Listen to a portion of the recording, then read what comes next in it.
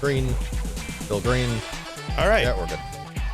Hello, and welcome back to another Super Robot Sundays here on Sound Comic Gaming. We have started the stream here and not immediately dropped a million frames, so we're going to get rolling here. We finished off Zeonic Front last week, so now we are moving on to the next in the eternal one-year war, Mobile Suit Gundam Lost War Chronicles. I am, as always, Bograt. I am Krampus. I'm Shiv. And I'm Vincent. And I'm also going to ask the question, what the hell is Lost War Chronicles? So we can go over that very quickly. Yep, so I'm going to pull it up real quick to make sure I'm not giving inaccurate ones, because I always get Lost War Chronicles mixed up with one of the other ones. So Lost War Chronicles is... Right, okay. So Lost War Chronicles itself is actually a game itself. That was for the PS2. It was developed by the same team that did Journey to Jaburo. It essentially initially was like a sort of like a tactics battle type game. Yeah.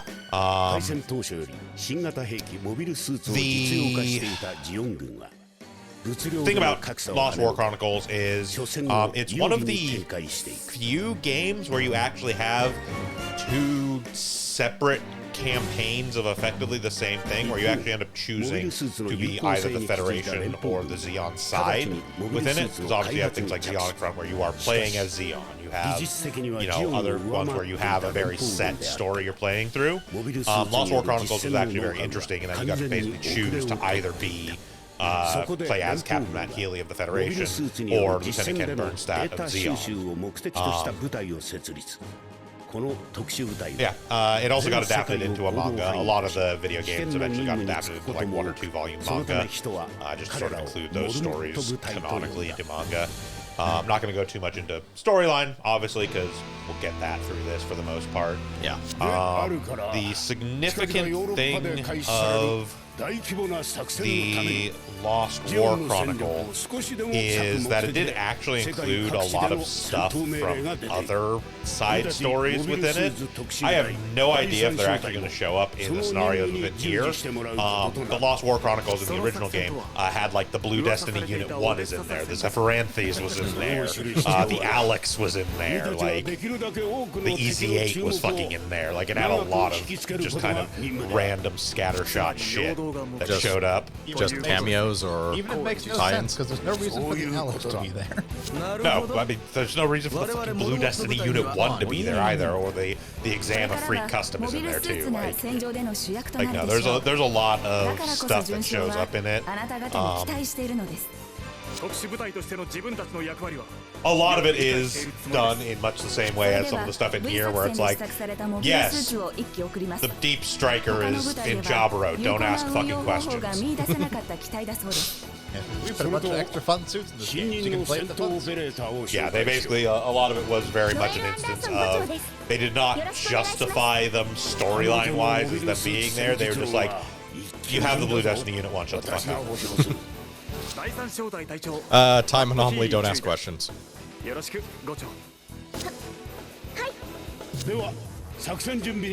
Universal Sentry is temporarily unstable. Yeah, I'm not 100% certain on G-Gen Genesis, but I believe you actually do end up playing some scenarios from both sides in this one. Just to kind of fully reflect Lost War Chronicles.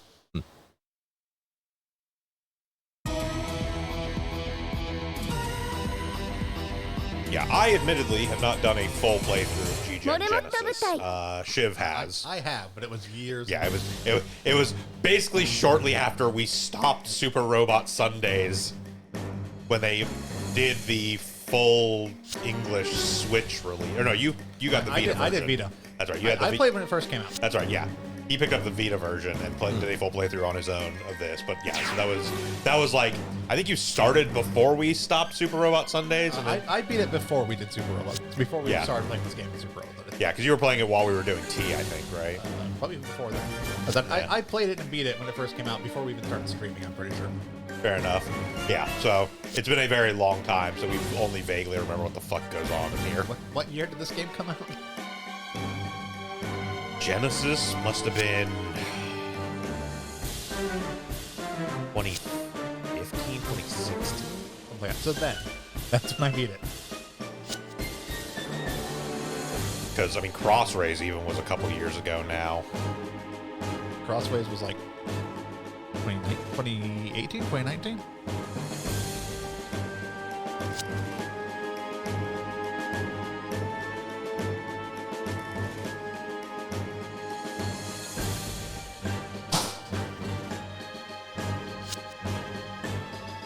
SD Gundam G Generation Genesis was 2016. Would have been that. And Crossrays, I'm pretty sure was 2019, maybe 2020. Pretty sure it didn't come out Hell Year.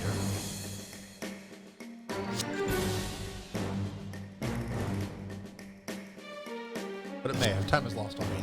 Yeah, pretty much. Yeah. And also, like, the first couple of months of Hell Year wasn't Hell Year per se. No, it was like the first 2 or 3 months was like, hey, things are looking Crossrays was in November 2019. Yeah. It was until March when Hell Year became Hell Year. Yeah.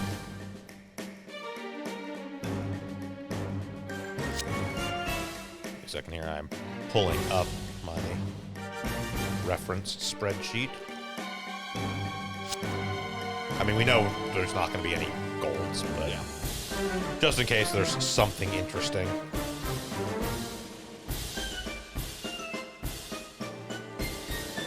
Obviously, between streams, we did some team maintenance, developed some units up, rearranged some stuff, etc. Yeah. Spent some ace points, blah, blah, blah, blah. All that minor background stuff.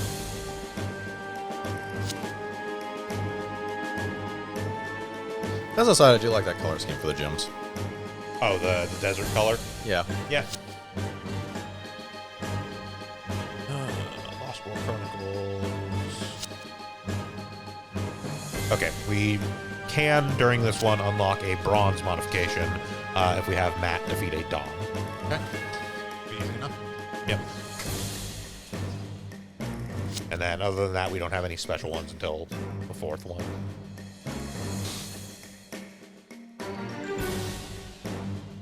Which will be one of those mildly annoying ones. Like one where we can't do both at the same time? Or? No, that doesn't come. That's not until 0080.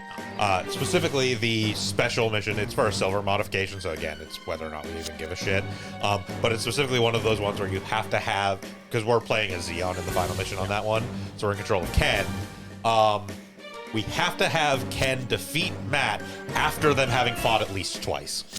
That's not that hard. It's just annoying to be like, oh, you have to, like, if you get a super crit, guess you're fucked. Like, I mean, typically they won't kill each other in 2 attacks if they do get super crits, so. You just have to basically not attack it with their own units and just use like Yeah. stuff. Ah, healing stuff. Yep, good deals. I did look, by the way, because I happened to run across it in Overworld. There is actually a skill in G-Gen that is +2 movement for this turn. Oh, really? It's incredibly rare, apparently. I literally have it on one character in my entire roster in Overworld. But yeah, it is a... or no, I don't even have it on a character. That was specifically, I was in a mission where I had Quattro as a guest character in the Hakushiki, and he had it as a thing, which is just the +2 movement for this turn. And it is also less useful in G-Gen as a whole than it is in Super Robot Wars, because in G-Gen, skills are one-time use per mission. Unlike, Super Robot Wars, where it's just like you spend X amount of, 15, your spirit power, and then you just get it. But yeah, no, it does exist. It's just like, honestly, I imagine rare. I imagine maybe some versions of Char and a couple other people might have it. Like, I don't think it's not like Excel, where every third pilot in Super Robot Wars has Excel. Or more importantly, where every battleship captain gets Excel, so the battleship Yes. can cross the battlefield.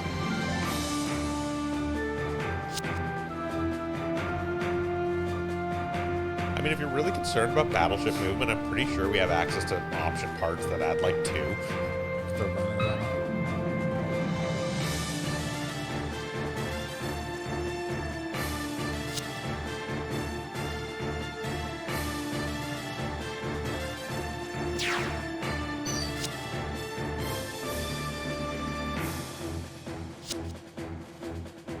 Okay, so this is actually displaying a thing that doesn't come up super often. Underwater combat? Not even underwater combat. Specifically, beam weapons are less effective in and out of water. So if you are underwater, you are less affected by beam weapons firing at you.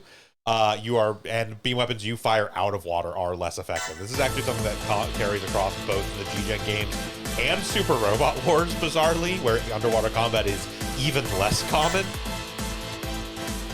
But yeah, it is actually a thing.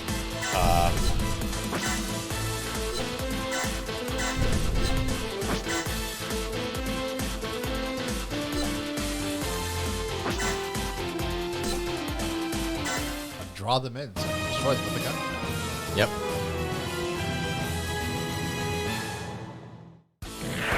As I said, the gun tank has normal munitions.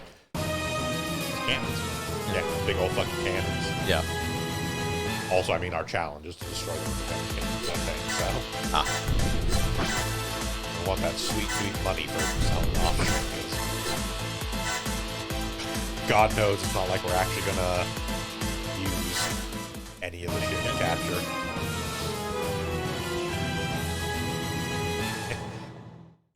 Anything that can show up from the special objectives that we would want to capture and actually use is going to be a horrific fight for us to beat anyways, so...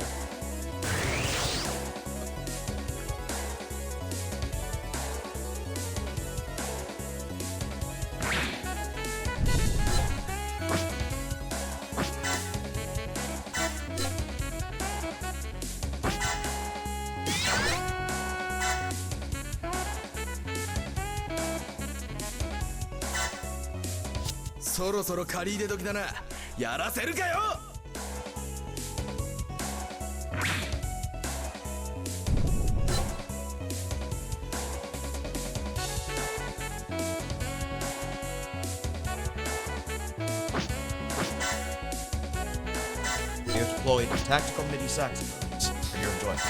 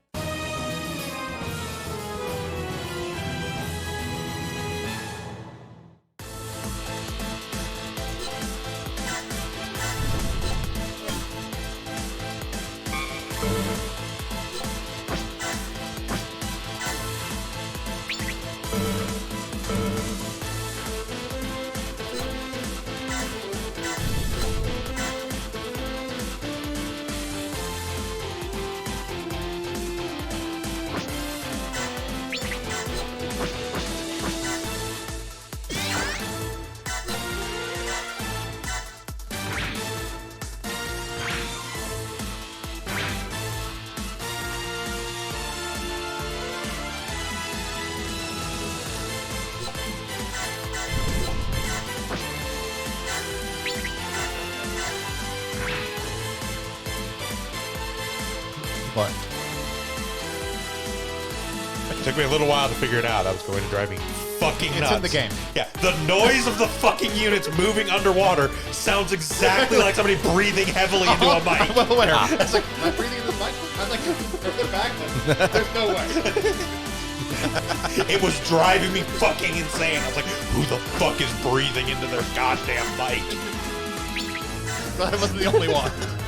Like, did you see me getting further and further away from the mic? I'm sitting here constantly, like, trying to pay attention to the... This was never an issue before. I'm trying to pay attention to the game, and, like, every time I hear it, I'm, like, immediately, like, trying to snap back to the bar and be like, who the fuck is doing it? And I never see anything. I'm like, am I turning too slow? What the fuck? So this time around, I was like, no, I'm gonna pay attention to these goddamn bars. And it was like, nobody's moving, you fucking piece of shit game. Why would you do this to me?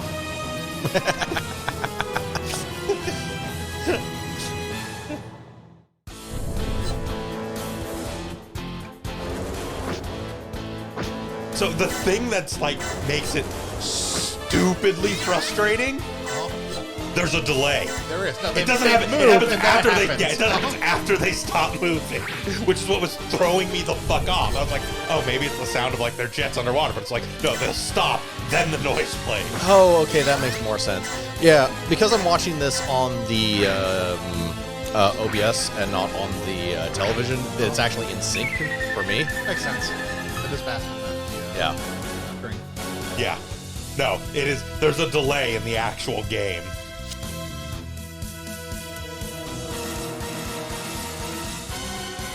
And it's just enough to try, like, it's not even a full second, it's like a half-second delay. Motherfuckers.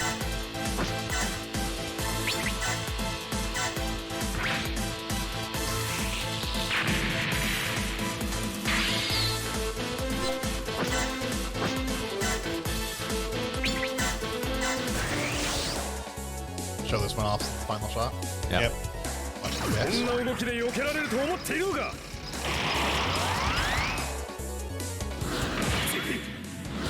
No, see, unlike other times where we had a gun tank pilot, this guy is actually competent and not Hayato, Like every 60% shots. It's actually really impressive. Yeah.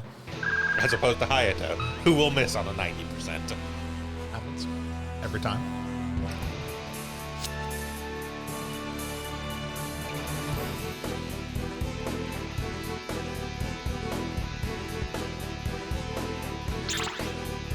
I do genuinely love small, minor details in these games. I don't know if we ever actually went into it when we were doing the One Year War stuff, because I don't know if it's really like one of those conventions where you can't even show it off. If Kai Shiden is piloting a gun cannon and you use the shoulder cannon, unlike any other pilot piloting the gun cannon, they actually have a special animation where he does the full like perch down and gets on all fours to fire it, because Kai Shiden cannot fire a gun cannon shot while standing. He is not a good enough pilot to deal with the recoil from it, so he goes into like a fucking football stance, and they actually have that detail in the game.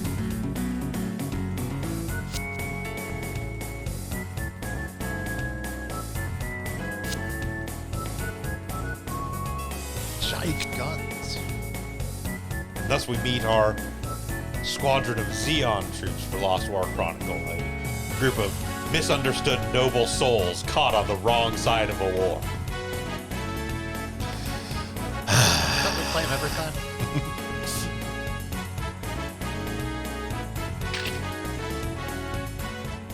Yes, what you have to understand about the entirety of the military forces of the Principality of Xeon is there is the Zabi family, who are disgustingly evil, and then hundreds of thousands of poor, misunderstood noble souls just trapped on the wrong side of a war.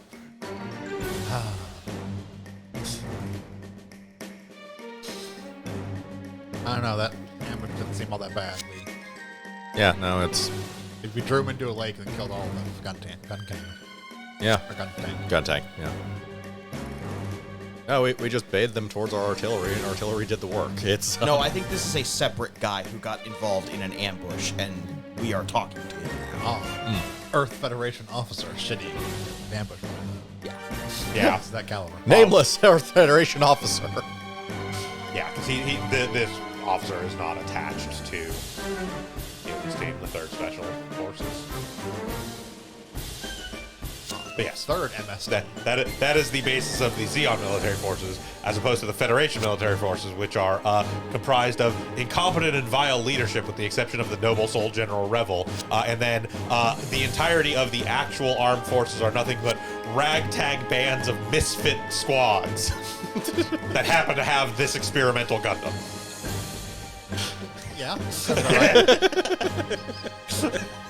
This war is dumb, and you We people should made a feel lot bad. of Gundams. A lot of them during the one-year All right, war. we have another prototype Gundam. Let's spin off another MST. I actually went back and checked. Like, I ran the numbers. I am not counting ground Gundams specifically because they're, again, in that weird state like we talked about last time.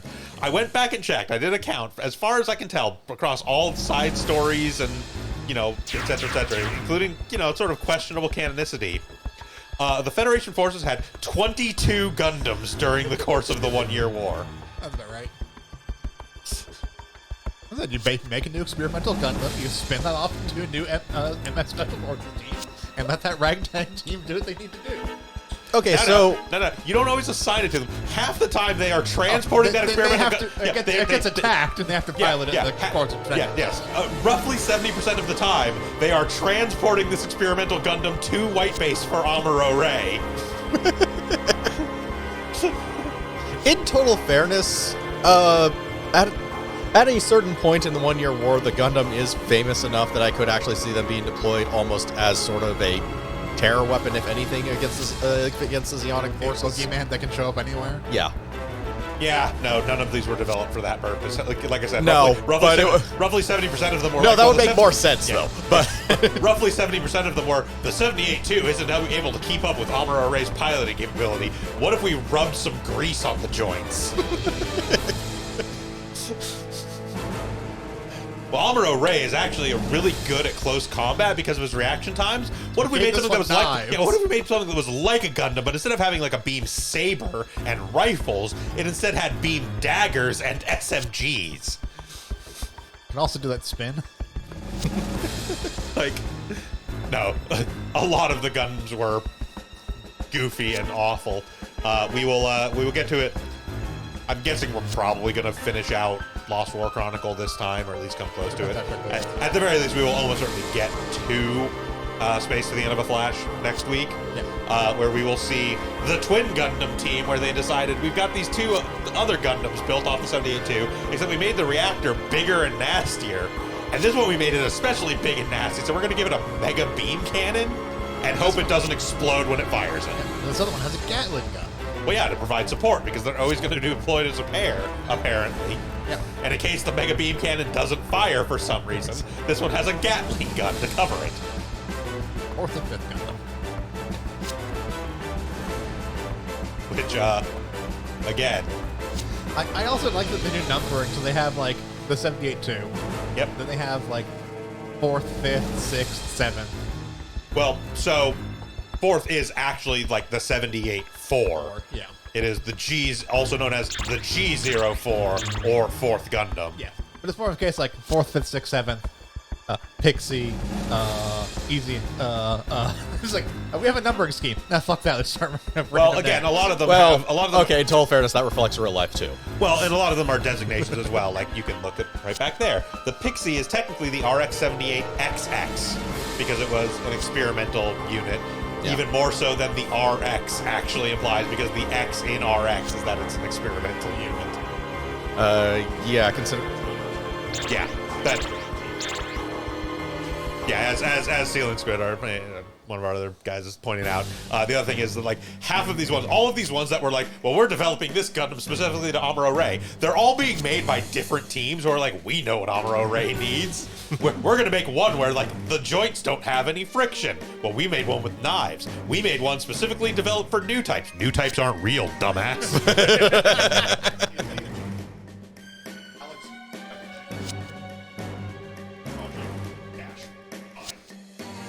Yeah. Yeah, which also becomes very funny because you get, like, weird cross-designation stuff a lot of times. Because you have, like, the 78 NT one, which is the Alex, versus just, like, the 78 1. And then you have, like, the 78 XX. So, all three of them. One of the things that we were talking about before the stream is why there's so much stuff that's done in 1 year war, and I think my thinking on it also pertains into this conversation, because, like, whenever there's like a huge war, like take real world World War II, for example, everybody wants to make stories about World War II. Endlessly, over and over again. I'm pretty sure at this point my father has watched more hours of World War II documentaries than there were hours of World War II. I'm not even documentaries. I'm talking like, like... Oh, no, I know. Band of Brothers, Saving Private Ryan. Yeah. No, I get that. But and the same kind of mindset applies to Gundam, because you have two very distinct sides, at the time a very distinct evil and good side. And I know later things muddy that very heavily, but for the original 79, Federation leadership didn't come off very great in 79. No, either. but they were incompetent. Yeah, incompetent, not evil. Yeah. Now, the problem is, in real world World War II, there was not a Battletech Mad Cat stomping his way across Europe that was going to go shoot Hitler. So there was no singular narrative throughput. Side note to self, when I invent a time machine. World War II, except for the progression of the war itself. Whereas in Gundam, our original introduction to the war and the whole crux of the war from the viewer side is there's this scrappy team of children who have happened upon the super weapon of the Federation, the Gundam. And so whenever anyone's writing for Gundam and they want to write about this big war, the 1 Year War, they want to take into account the big super weapon. And so they'll write around, one of the many teams is developing things for Amuro Ray or things like that. Just like so many pieces of World War II media are about the Nazis are this close to getting the bomb. Yeah. I mean, I can see it, but again, it's... I'm not excusing either, but... No, as a justification for why there's like 20-some-odd Gundams running around during the 1 Year War, that is absolutely justifiable. I still don't think there's actual justification for why every fucking thing is set in the 1 Year War. Yeah. Because, like, that's the thing. Is, like, the thing to think about is, like, yes, in, real world, we have a lot of media based around World War II, especially Western media, especially American media. Yeah. The fuck are they going to do? Base it on Vietnam? We don't like to think about that.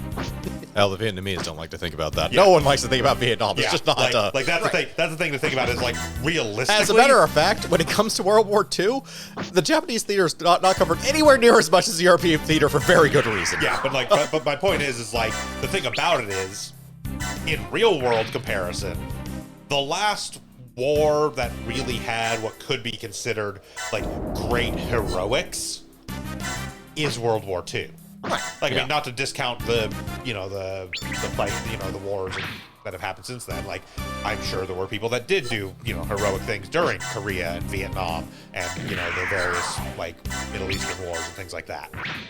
But the last big war was World War II.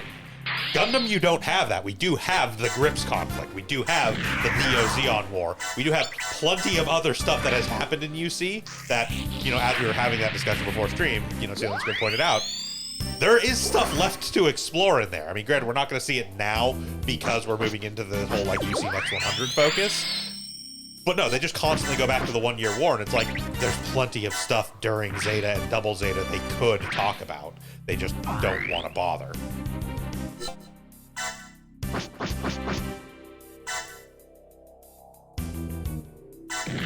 Like, why are there no grand tales of squadrons of noble souls in Haman Karn's Neo-Zeon struggling against an empire they're trapped in?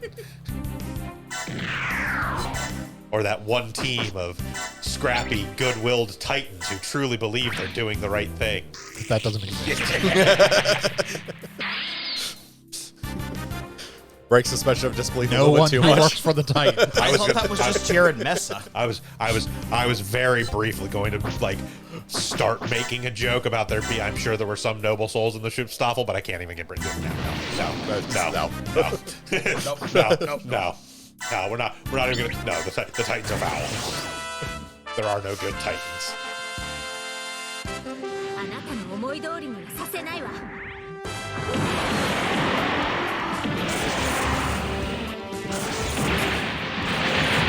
What about the foul, vile, and evil leadership of the AU? Oh, wait, no, Bright's in charge. They did the one smart thing.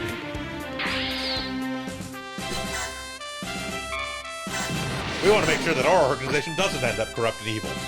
Put Noah Bright in charge. Like, directly in charge.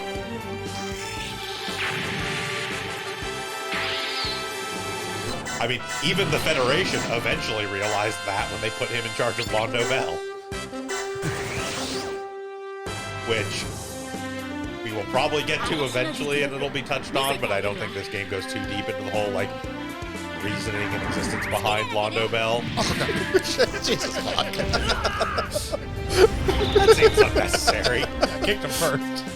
So to Sorry, clarify, be proud. to clarify for those who may not be familiar, Londo Bell is, for all intents and purposes, Federation military internal affairs that operates as essentially an independent unit, which, you know, sounds like a terrible idea, considering the last independent unit the Federation had at that time was the Titans, and we saw how that ended. Except, again, they made the only correct decision you could possibly make, and put Noah Bright in charge of Londo Bell, and oh, lo and behold, it turned out to not be a horrific, corrupt, evil organization, but rather made sure that the Federation didn't do shit too fucked up.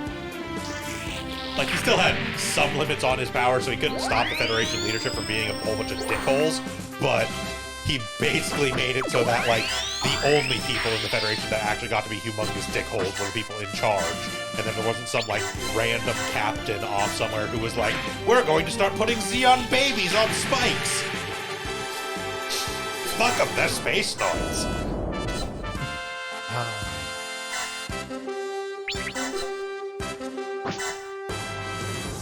You would go to sleep one night and wake up and Bright just sitting in his room eating a hamburger. What happened? He slapped me and walked off.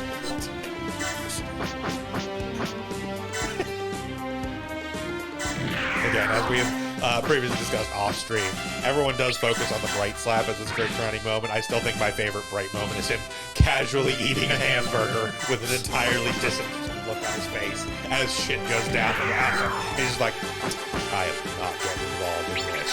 Used to it. It knows better at this point. Fucking kids he's had to deal with by then.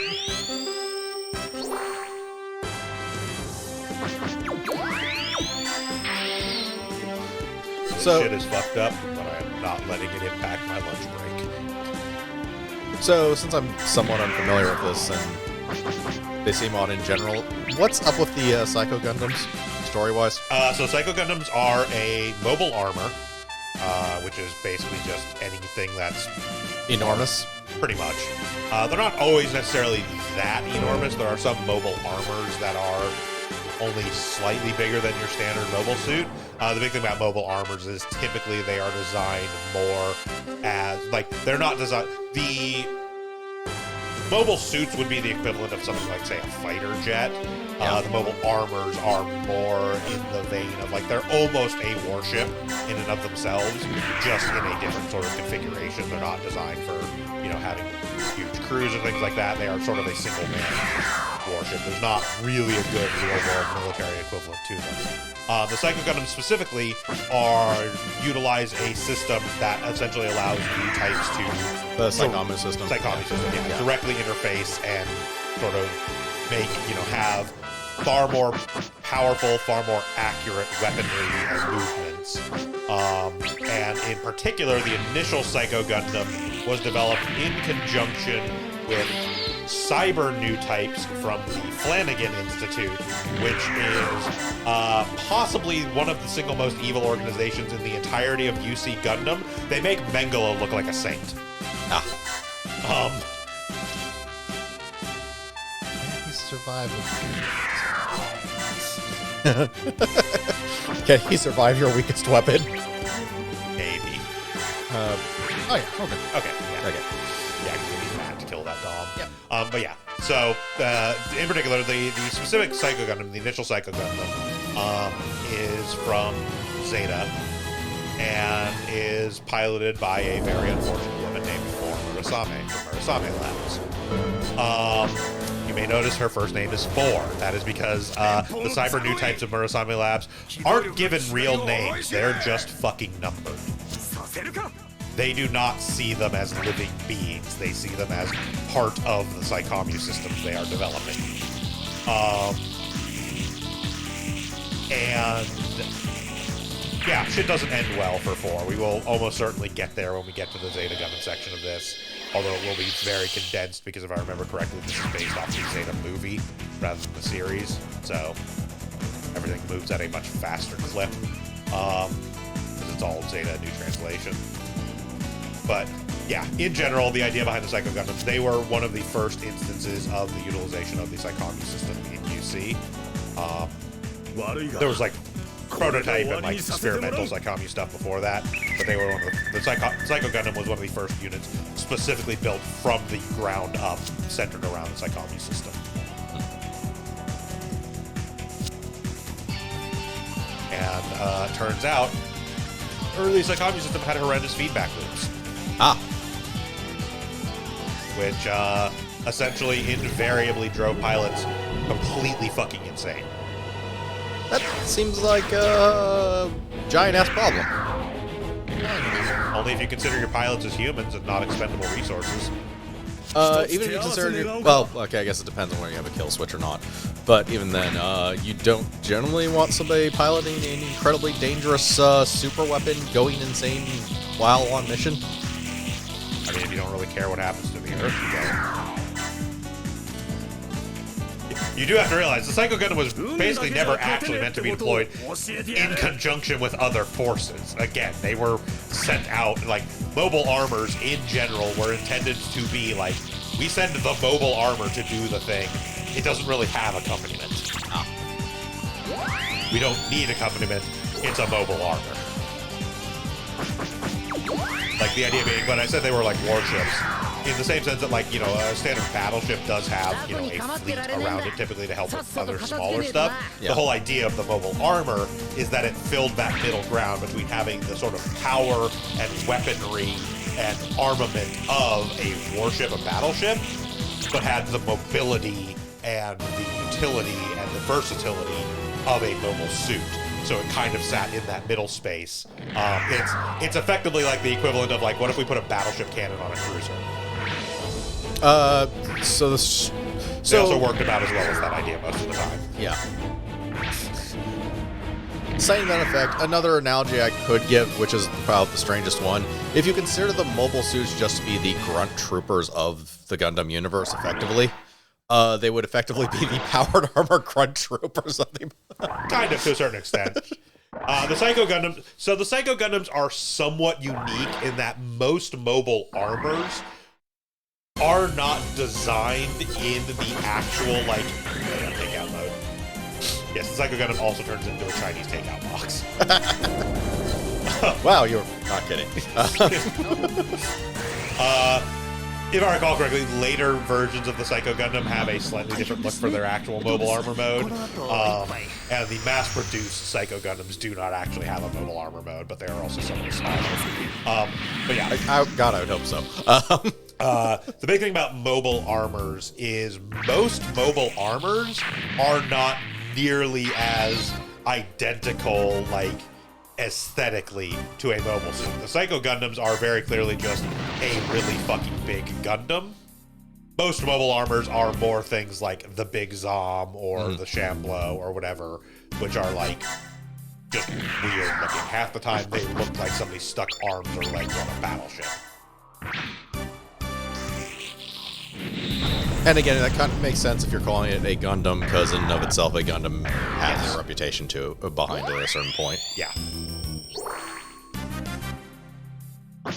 Although every once in a while you get things that are ostensibly Gundams that don't look very Gundam. Technically speaking, the Methus is the Gamma Gundam.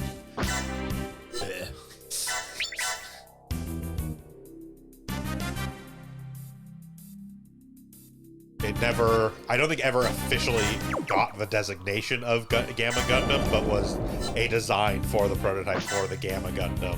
And then they were like, wait, this thing sucks ass. This was a mistake. We refuse to call it a Gundam. This isn't going to perform well. Put Fa Yuri in it. Maybe she'll die.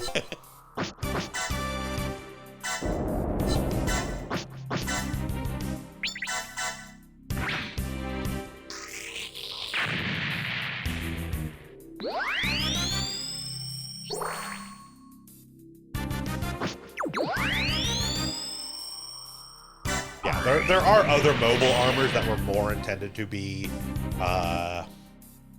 like, deployed with units and essentially be, you know, just like a big back. Like they're essentially the war elephants of a unit. Yeah. But the Psycho Gundams were never designed or intended to be deployed with other units. The Psycho Gundams were always designed to be like, we are going to send the Psycho Gundam over here, well away from any of our forces, and if they go nuts and murder everything in a 30-mile radius, they're just Federation anyways.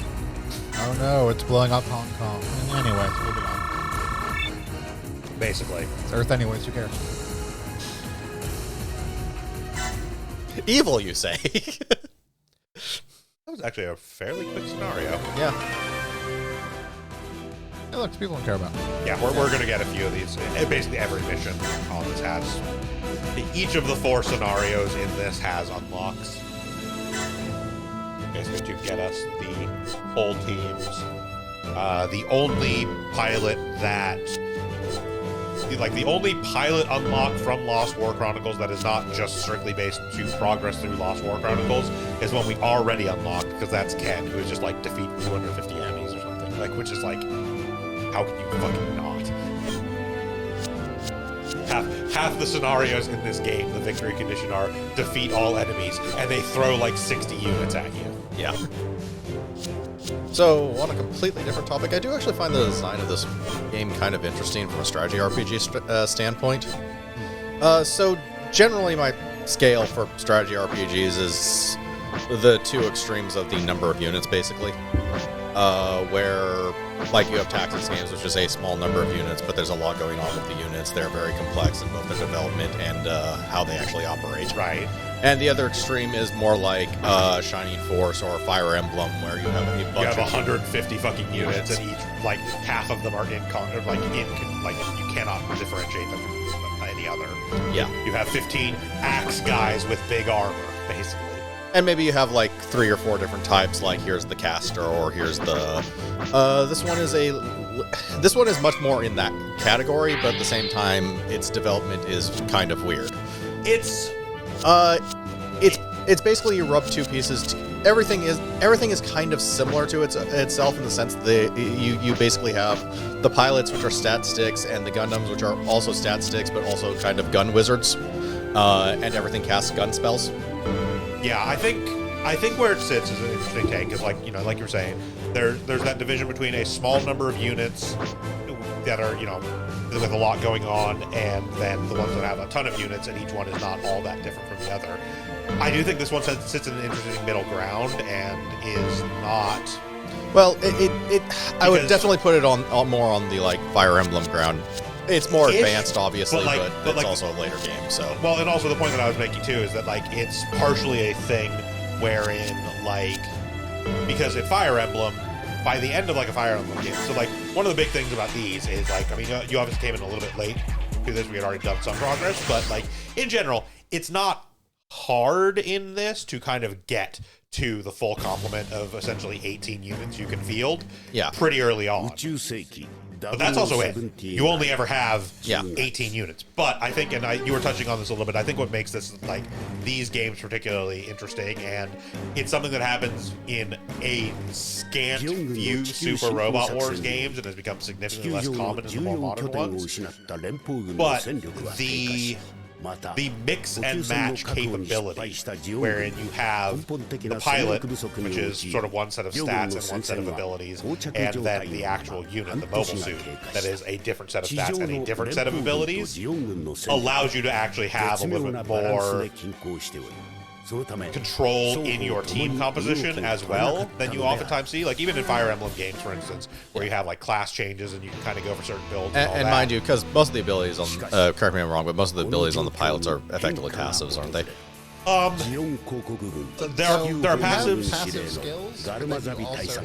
There are some that are active skills. Skill that you can activate. That being said, not everybody can actually activate skills. Only leaders. So it is limited to a certain number of people. That being said, all characters do have those skills. Do have the potential to have those skills, though. They just can only use them if they're in those particular positions. So the leader actually gets the skills of everyone who's under them. Yeah. So the leader of each of the individual groups can do the skills of the 4 of them and the 3 people under them. the master of a particular group can do the skills of any particular group. So- The battleship can do the skills while the battleship people. But it leaves the majority of the units to basically be effectively this unit moves and attacks, and they have a selection of different attacks, Well, but they just move and attack. Okay, again, to clarify, just so we're clear on counts here, it is It's not the complexity of design; it's the complexity of performance on Yeah, the battlefield. yeah. But There's a lot going on under the engine, but what happens when you're actually in the actual tactical battle map? A lot more of the actions per character are much more simplified, with the exception of a few special units. yes. That being said, it is a roughly 2/3 split because essentially it is 12 characters that cannot actively use their own skills. As opposed to 6 characters of the active units, not counting battleship stuff, but 6 of the characters do have the ability to use skills, and 12 characters do not have the ability to activate skills on their own, but what skills they have are provided to those other characters, essentially. Yeah, which is all stuff done effectively during setup. Yeah. So, yeah. That being said, the other thing, and we don't bring this up a whole ton, it does come up very occasionally, but there are only really a few characters we kind of think about it on. There is some degree of specialization with characters as well, because there are certain characters that excel at certain types of things. Yeah, for instance, we do have one character in one of our teams that is a heavily melee-based specialist. She has a bunch of skills towards melee. Her stat growth is leaning towards melee. It doesn't come up that often because characters don't actually level up that frequently, at least at the point we're at, because we're way over leveled for where we're at in the campaign right now. I mean, most character advancement isn't as much level as much as it is getting ace points and spending them. Yeah, but we have a character that is very heavily melee focused. We do have another character that gets a lot of the ranged passives and abilities, and then we have Anna Rose, who is just gross fucking new type bullshit. And so you kind of that tactical consideration for the actual team composition I was talking about comes in there, because for Anna Rose, we always make a point to make sure to put Anna Rose in a unit that has Psychomu stuff and really benefits from the Awaken. Likewise, that melee focused character, we always make sure to put her in a unit that has decent melee attacks. So not necessarily a specifically melee focused unit, at least one that has something better than just I've got a beam saber. Which, as you described it, this is a very heavily logistics thing, which works perfectly for a war game, because logistics is everything in war. Yep. And actually works well with the flavor. But in and of itself is kind of its own subgame. Yeah, it is. Very much so. I definitely agree with what you're saying. Most of the actual tactics and strategy in this game are done before you start the missions. Yeah. You spend a lot of your tactics and strategy building your team. I would say the most tactical and strategic part of this game isn't anything you do with your own units. It's often trying to figure out the puzzle they want you to do to complete the extra challenges, because you have to use what they give you. And on some of them, it's very specific, weird stuff like, okay, I need to move these units up and do attacks on these. To get, and then I need to specifically... move this unit up and not attack, because I want them to attack me so I can counter so I can get damage, so I can then get, 3 press turns. Yeah, I need to, have these 3 units... daisy chain across the battlefield to get where I need to get by turn 3. Yeah, but I do definitely see what you're saying, is that, a lot of it, it's, to compare it to, say, tabletop wargaming, most of the actual, planning in this game and most of the tactical thinking is in building your army list, not necessarily in putting it on the field. Yeah. And I can definitely see that as a perspective on these. It's... Hence why I'd probably put more in they're earlier games, so they're less complex in general, refined, but I would put it more in the, Fire Emblem / Yeah. Because that's how the battles actually play out. Hey, it's our boy! Hey, it's Rebel. One of the few good people in the Federation. Yeah, General... One of the few undisputedly good people in the Federation. Yes, General / Admiral Revel, depending upon... What time frame it is. Yeah, who was basically the only person in Federation leadership who was like, hey, these mobile suit things are actually really fucking good, right? Wait, General / does he move from one branch to another? Yes. Okay, that makes more sense. Quite specifically, General Revel actually started as the commander of the Earth Federation ground forces, and then became the head of the Space Forces. Although even while he was the head of the Space Force for a while, he was still General Revel, because they never formally did it. The Admiral Revel thing is actually a later retcon from other series, because in 7-9, even though in the actual original 79 series he is in charge of the Space Force at the time. He is still referred to as General Rebel during that. It is not until later series when they're talking back about it that they refer to him as Admiral Rebel. He also has one of the few non-ridiculous names. Yes, Johann Ibrahim Rebel. So yeah, he has a not entirely ridiculous name. He's a actually good guy in Federation leadership, so of course he has to die horribly. Of course. Such the way. Actually, has Bright died on camera? No, Bright doesn't die. So he probably wishes he does after. Yeah. yeah, I know shit happens to him a lot, but he does retire. yeah, After the Federation pulls probably the single most evil dick move in the entirety of Federation. It happens in this game, so we can Yeah. leave it till then. Yeah. yeah. They do specifically mention the very end of Hathaway Slash, when we get to Hathaway Slash stuff, Yeah. which is, yeah, pretty much one of the biggest, if not the biggest dick move the Federation pulls. At least in regards At to least in Bright. regards to Bright, yeah. Like, here's the thing. Even over all this time, where, like, it's just kind of a generally recognized thing among the Federation. Like, no, Bright is actually, like, a good man and, like, actually, like, does the right thing and so on. Like, hence, even putting him in charge of Londo Bell and shit like that. That still doesn't mean that the leadership likes him. Well, yeah, when your leadership is in and of itself kind of corrupt shitbags, they don't like the one squeaky clean guy. Yeah, so, This person has a moral compass. We can't allow this. So yeah, they fuck over Bright in the most horrifically over the top way possible. But That, I would say that's an overly elaborate weapon for Gundam, but no, it isn't. Was that the electric cage? You did all that and you only immobilized the mech. Yep. And it was a gym. It's an electric cage. What do you want? It's an electric cage that's deployed from a giant suit. No wonder Xeon lost wasting all their money on this nonsense.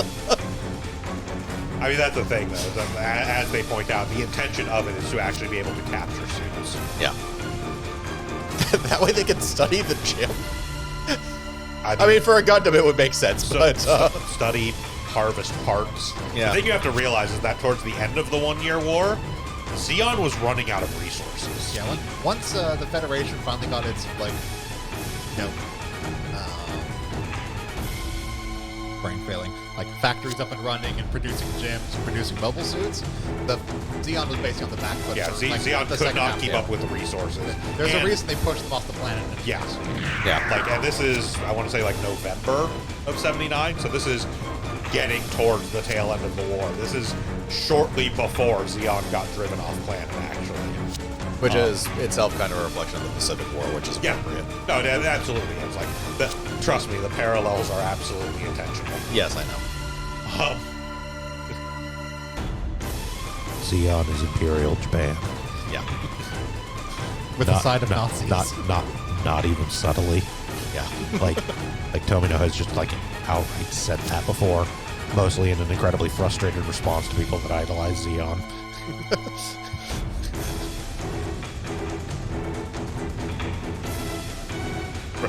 Rough translation: no, you fucks, you're not supposed to like them. They're bad people.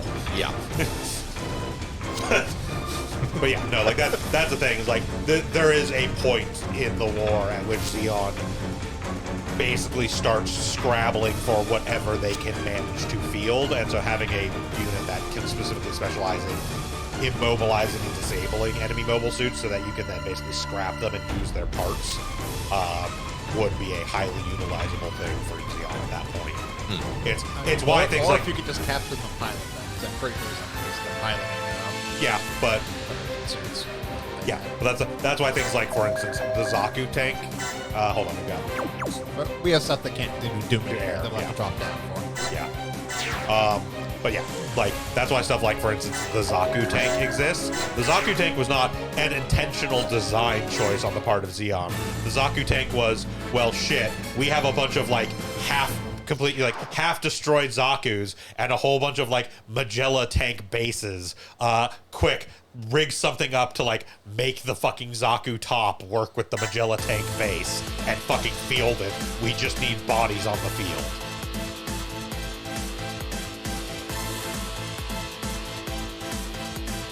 so no specific quest. Okay, that is actually. We have to destroy them. Well, yeah, but no quest objectives. Is what I'm saying. No hidden objectives on this one.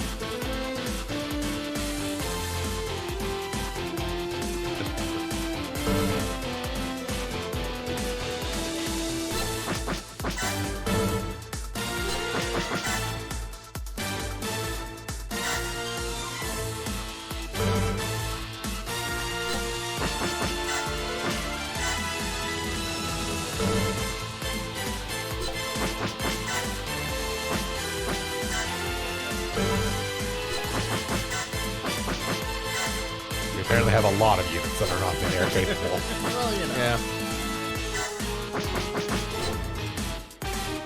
Rectius is not mid-air capable.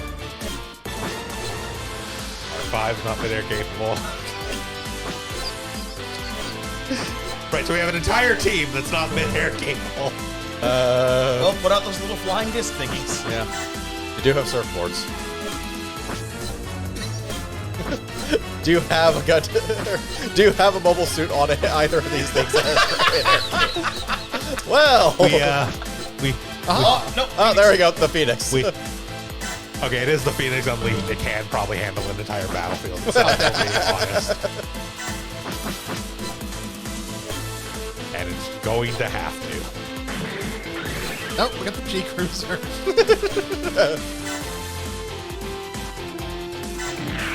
Because I am pretty sure the Banshee is also not mid-air capable. No, I'm pretty sure it's not. So we have a Phoenix Unleashed, And the G Cruiser of the XS. both of which can easily take everything here. Yeah, so we're fine. Yeah.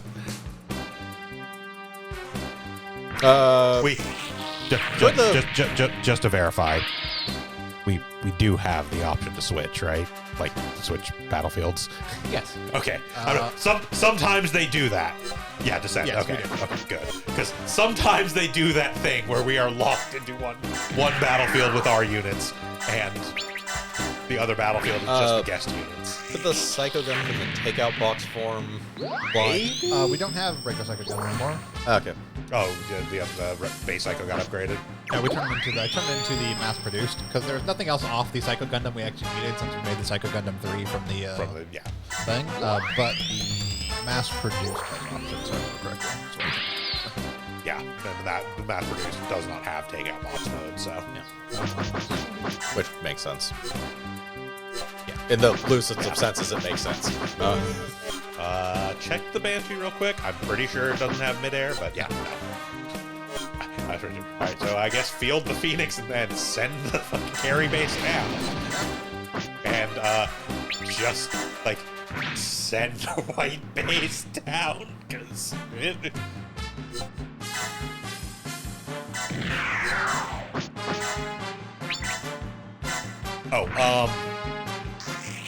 when we do get to the next set of scenarios, if we wanted to, I think we could technically grind out for the Thoroughbred.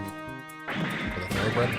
The ship from Space Young Boys. Ah. It's another Pegasus class. Hold on, we also have the... Wave Rider.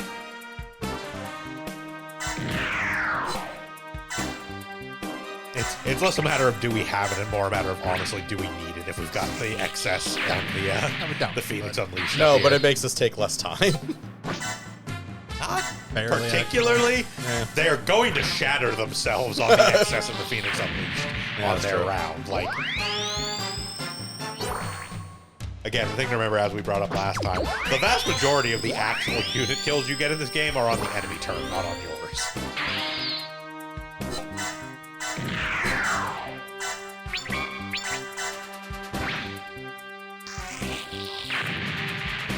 This pilot, full reference, if I remember correctly, is the one we have that's range focus. Yes, Turn up. Freya is... you can see pilot stats. There you go. Yeah, she has range sense, shooter, range specialization. Her range is 342. Her melee is 53. Like, yeah, she is a extremely ranged focused character. She is the opposite of... I think she's on the other ship. And any created characters are basically average across the board. Yeah, created characters, I think, just are uniform when you create. The stats are basically uniform. What skills they have is actually based on like the blood type and birth date you give them. Yes. Stats are flat for created characters. Yes, this is Elfried, who has massive amounts of melee, gets all the melee abilities, and has fuck all for ranged. Got it. So you're both in melee suits. Yeah. So all the created characters have flat stat growth. But then, based on what you give them for their blood type and birth date, determines what abilities they get and what skills they get. Okay. So, like, there are certain ones that give you a melee-focused character. There are certain ones that give you a range-focused character. There are certain ones that give you a leadership-focused character. Like, mine is a range-focused character. Actually.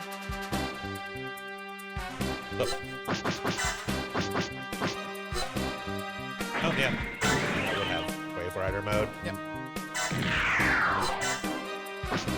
Like, no.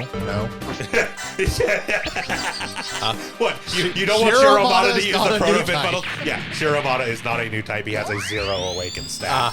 Psychomedy weapons are fucking garbage for him. Shiromata is a really good pilot, but he's not a new type.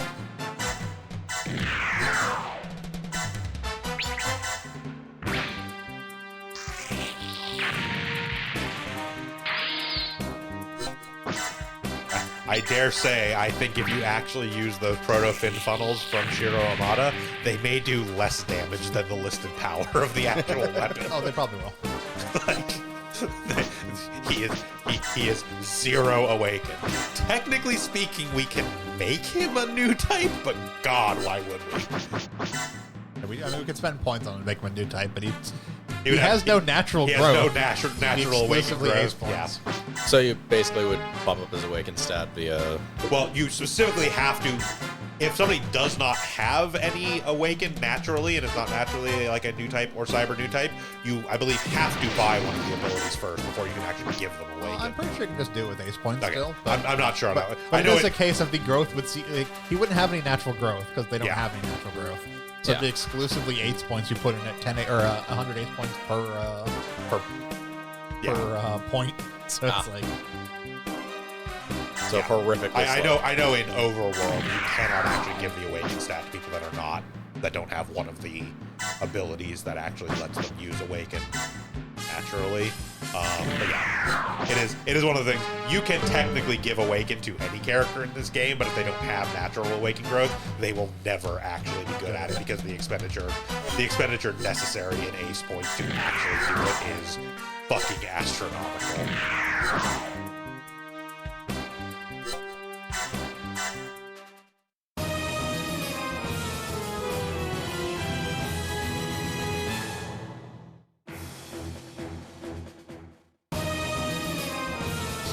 Honestly, I think he's in that suit because whatever he was in before, we developed into that. We did not, and also we don't use him in the Wave Rider mode, so that's another weapon option. It's like, He's still more than effective just doing regular attack with it. Yes.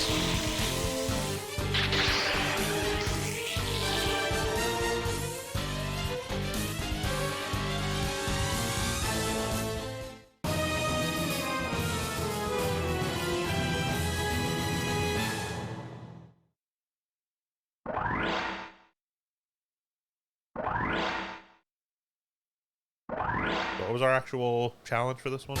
Destroy the Adzone. custom with what's his face. Okay. Fair enough. Howdy. I understand why it happens. I hate giving us hover trucks to have to deal with. Because the hover truck was there. So was the Blue Destiny Unit 1, fucking apparently. The hover truck was actually there.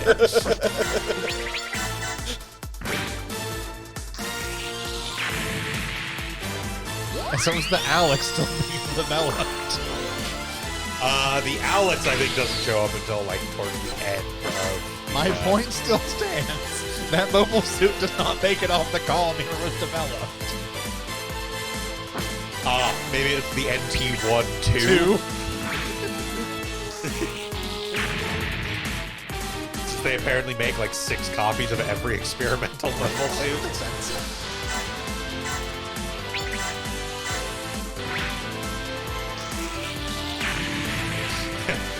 There are enough Gundam Pixies in existence that there is one that has a specific color scheme because of the violet. There is the Fred Reaver color scheme for the Gundam Pixie. You know, the 78XX, that experimental close combat Gundam designed specifically for Honor Array.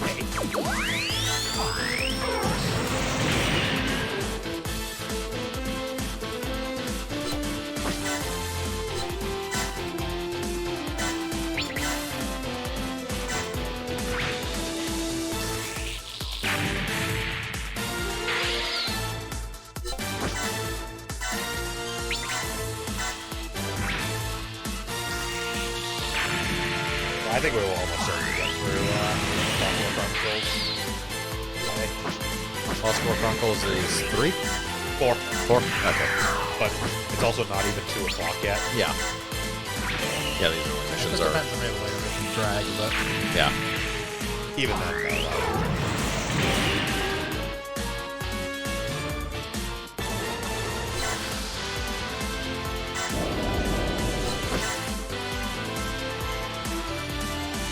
I'm only going to give you other thing.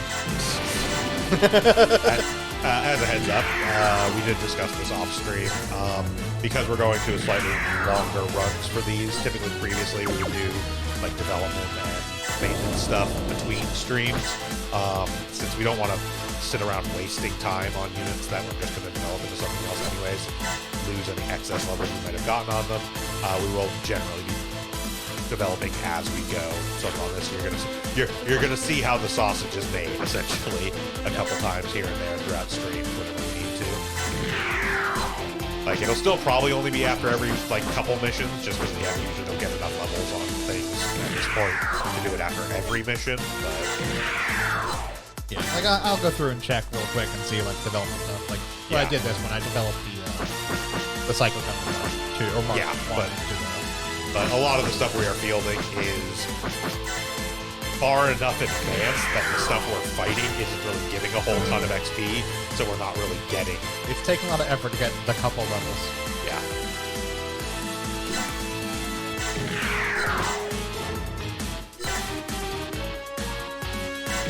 That being said, I would imagine realistically by probably the end of the 1-year war, realistically, we're going to have almost our finalized team for the rest of the game, realistically.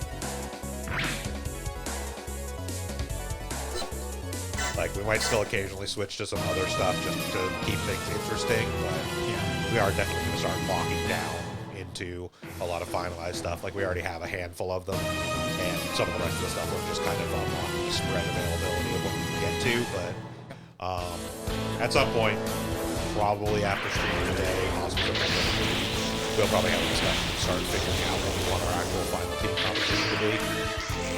Start kind of working actual focus towards that.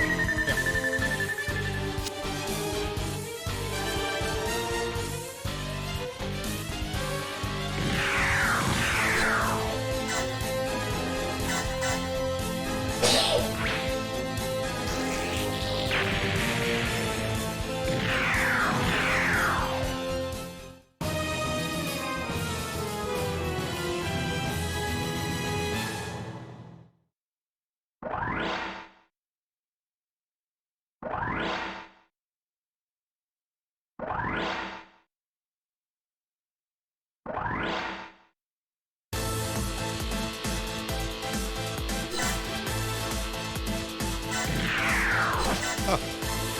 Been a while since we've seen one of those.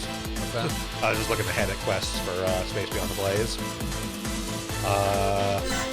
One of the unlocks for Space Beyond the Blaze is Ford Longfellow, the pilot of the 05, I want to say.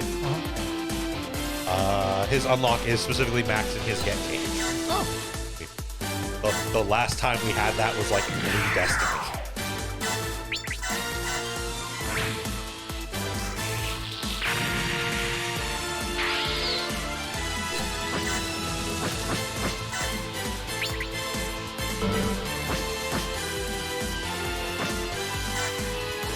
trying not to blow the thing up. I needed to kill it with Yeah. Yeah. what's his face? Again, another actually fairly normally named Gundam character. Dude's name is just Matt Healy. Likewise, the Xeon guy is just Ken Versat.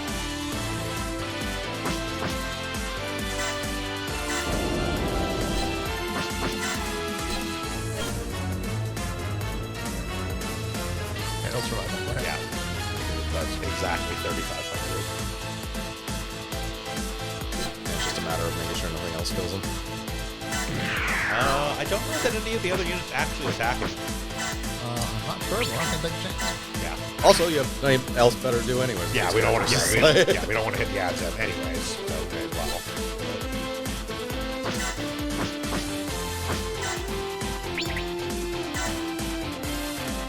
That should do it. 悪いがこれで決着をつける Yep. Yep. Just barely, but barely counts. Good old ground type. Yes, the ground type Gundam. Where they answered the question, what if we gave the Gundam a backpack that's applesauce?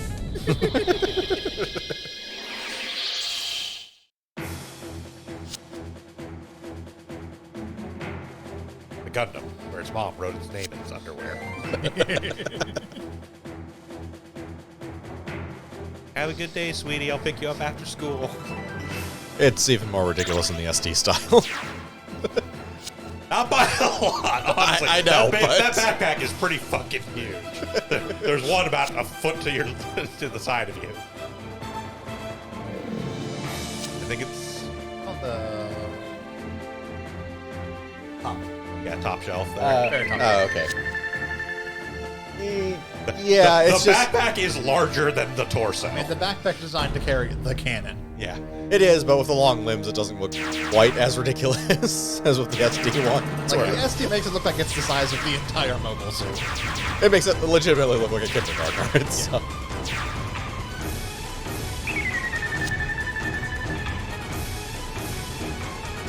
Oh crap, actual reasons to be in the air. We in fact That's why I moved the yeah. Yeah. Takaya. So it can solo this I entire side. figured they would deploy something up here still. There's a lot of room ahead of them. Yeah. Alright, what are we gonna get as unknowns? Okay. Customs.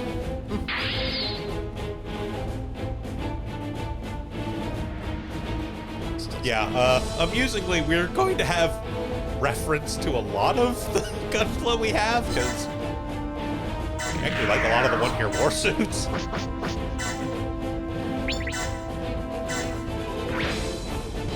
They're like very clean in design and like don't go too ludicrously over the top like, I don't know, Advanced Zeta. Nancy Jada's a special kit for Nancy Jada's.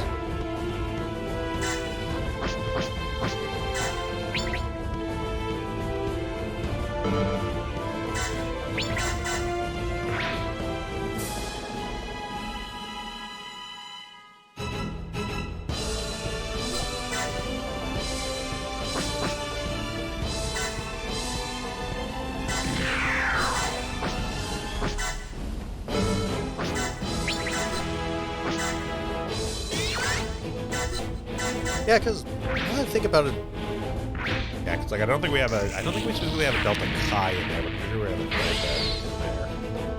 Yeah, there it is. I think it's actually an MG. Oh, yeah. Yeah. Yeah, we do have an MG that's on there. and now that I think about it, is there any Gundam series that specifically portrays actual, like, humans fighting all that much? Like actual soldiers?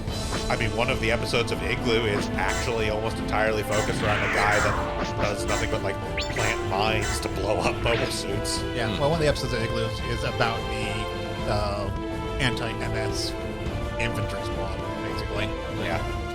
That's Trying kind to of the take most down we ever... Saku with, like, Yeah, mines and but there's no bazookas. actual, like, infantry via infantry battles. Not too much. solely focused infantry battles. 8th MS team actually does a lot of on-foot combat as well.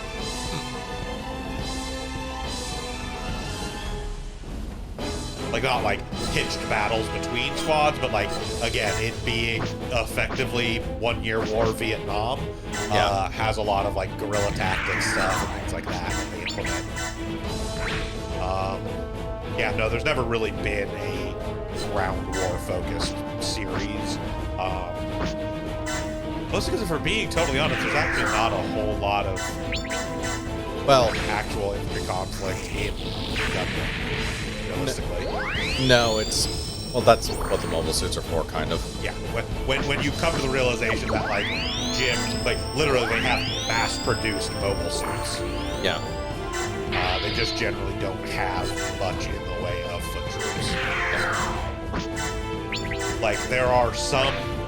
I mean, logistically speaking, this is unrealistic, but realistically speaking, this is an unrealistic setting, so it's kind of just throw into like there are some units that have special tactics. Like for instance, Xeon have what are called the Marines, which aren't necessarily infantry focused. They are still mobile suit pilots, but a lot of their tactics actually involve basically getting out of their mobile suits to go like sabotage and capture enemy mobile suits.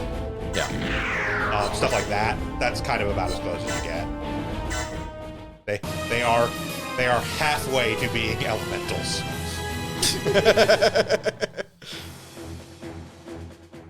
Just, not stupid like genetic engineered super soldier bullshit. They are actually just dudes who are crazy enough to hop out of their mobile suit in the middle of a mobile suit fight in order to like latch onto an enemy mobile suit and rodeo that bitch. I mean, to be fair, in Gundam, there's like a 50% chance someone's gonna have their cockpit open having a conversation in the middle of a battle suit or a battlefield anyway, so. That seems like a terrible idea. Oh, it's absolutely a terrible idea. It very much never ends well. But Yeah. it still happens all the fucking time. Yeah. Despite the fact that they have radios. Yeah, if you have a conversation then you have to be standing outside your mobile suit in space. On the little like On the cockpit little hatch cockpit that opens hatch, out. having conversations. That was also a mistake. Yes. That was actually what I was referring to, but it worked well for the other one, so I didn't really interrupt you. To be fair, attacking 90% of our battlefield's a mistake for the enemy. Yeah. I mean, given our stats and levels, attacking 100% of our units on the battlefield, other than the guest units, are a bad idea for the enemy. Any of our units, it's not going to end. I know we have a gym right there. Yeah, but who's piloting it? Coronado? No, Coronado's No, my dude. Santiago. Who still is like in the mid-teens, early 20s level-wise, so yeah, still not going to get hit. Like, he might not one-shot them in retaliation. They're not going to do anything to him. Also, that's like a Gym 2 or Gym 3? That is. Gym 2 AU. Yeah. So, still better than most of the units that Xeon is fielding at this point.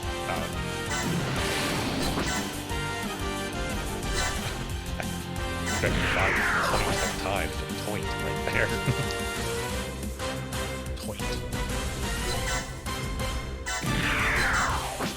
Like the tank, but considerably more costly. Oi, Governor! Yeah, man, the toink!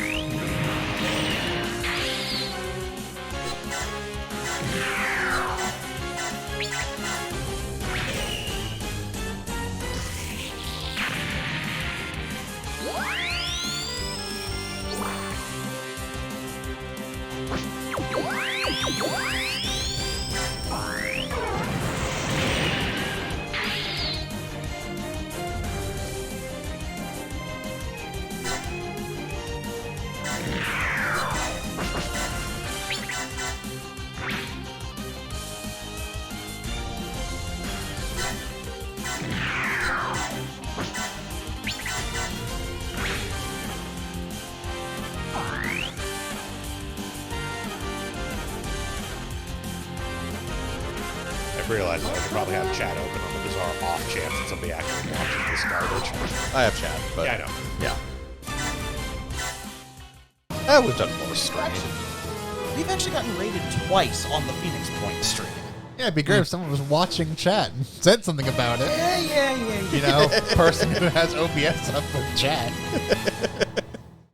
I should also probably help you set up so that our alerts actually go off when you're streaming your computer.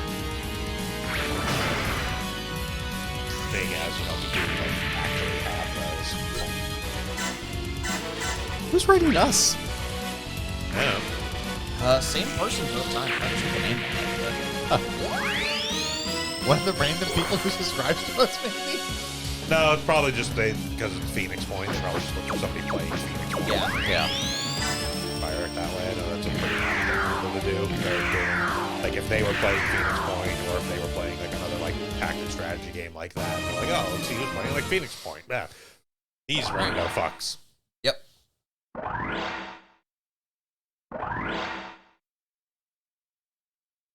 That's weird. They're like two of the people that actually subscribe to us are actually like follow us are streamers. Like, and one of those is in the Phoenix Point stream. So.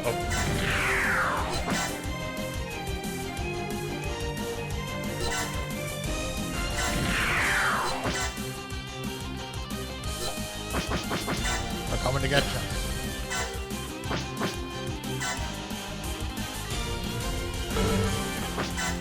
The cone? That one. Okay, yeah. It won't give me the attack option if something won't hit. It just won't tell me which one's clear. Yeah. Yeah.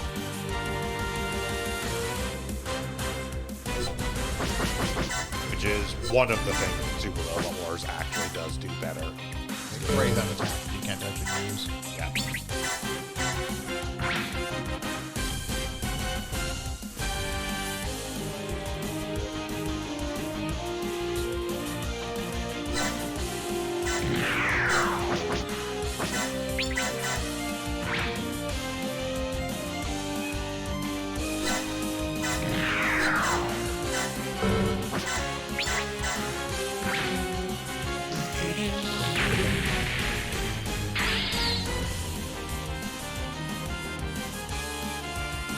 I where credit's due. I'm pretty sure this is an original song for the G10 game, and it's pretty good. Oh, here we go. Funnel time. Oh, God. Alright, let's see here. 4550 is the actual stated power of this attack. I have no idea what I'm doing! How the fuck do you control these things? There's just two joysticks. What the fuck? Well, I got a crit, so. Oh, that was good damage. Yeah.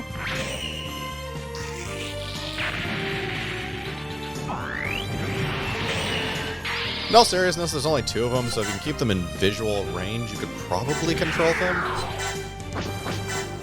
Still imagine it'd be pain. Yes.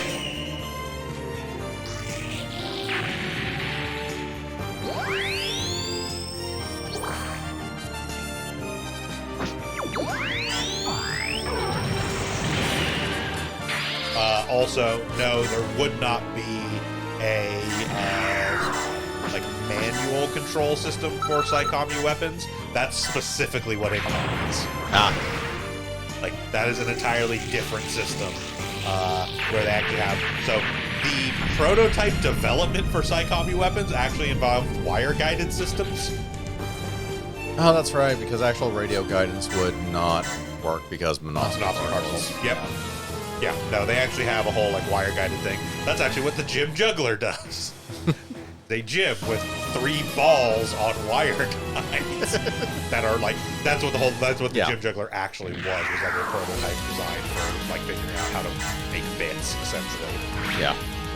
And at the time they were like, well, we haven't figured out how to like actually do this yet, so we don't have the technology to make like little tiny things that could be like stowed inside the suit. So we're just going to use entire other mobile suits as the like remote weapons. I like how all 3 of them decided not to attack your... Nope, not gonna do it. Nope. We saw what happened. It shot down our carrier. They're actually fucked. We do We not, would throw we out do not white have flag. the range to get anywhere else. We would throw out white flags, but we don't have them.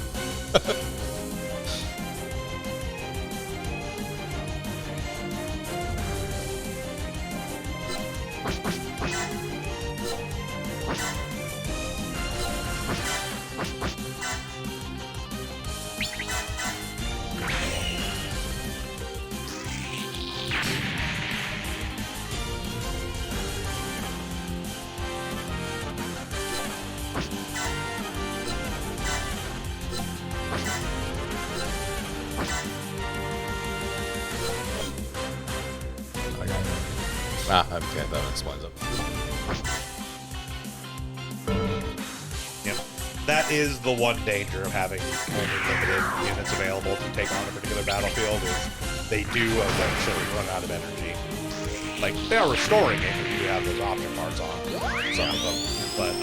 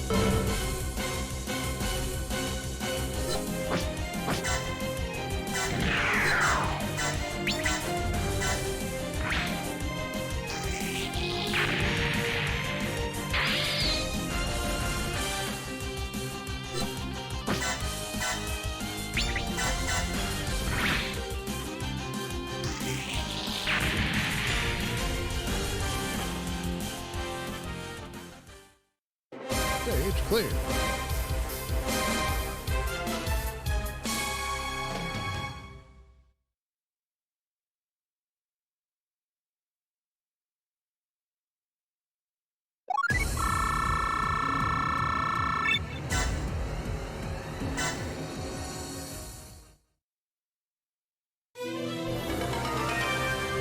People we don't care about. Yep. real quick. 5. How we can do. Type C. Yep.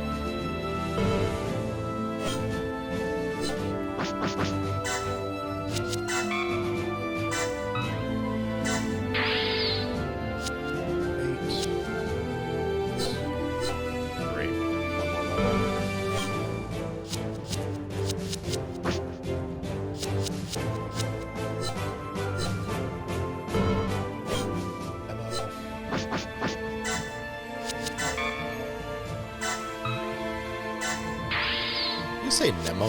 Yes. That is the official pronunciation for it. Yes, I'm well aware it's... If it was a Western thing, it would be the Nemo. If you're pronouncing it like the Japanese, it would be Nemo. But it is officially pronounced Nemo.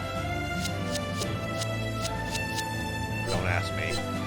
I'm just assuming it actually is just a Japanese pronunciation of Nemo, but Probably. Backwards. is it aquatic unit? I assume it's aquatic unit, correct? No. No? Okay. It's a grunt unit from further down the UC. It's basically it's a gym derivation essentially. Ah, okay. Which still means it technically operates underwater. Oh but yeah, that's- no, it can operate underwater. It's just Yeah. Effectively, it can operate in space, and it has to be heavily armored, so it will effectively make itself a water unit by virtue of those two things. That is not to say you can add spacecraft to water and this will end well in any capacity normally. No.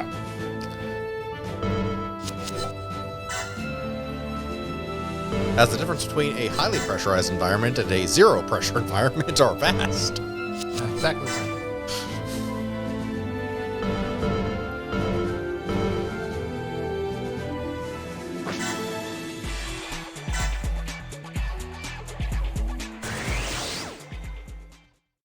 So now we do I believe we have the 2 Xeon scenarios. So not particularly, fanboy miss. I don't think there's anything in the game we can access that we're not already aware of. Let's put it that way.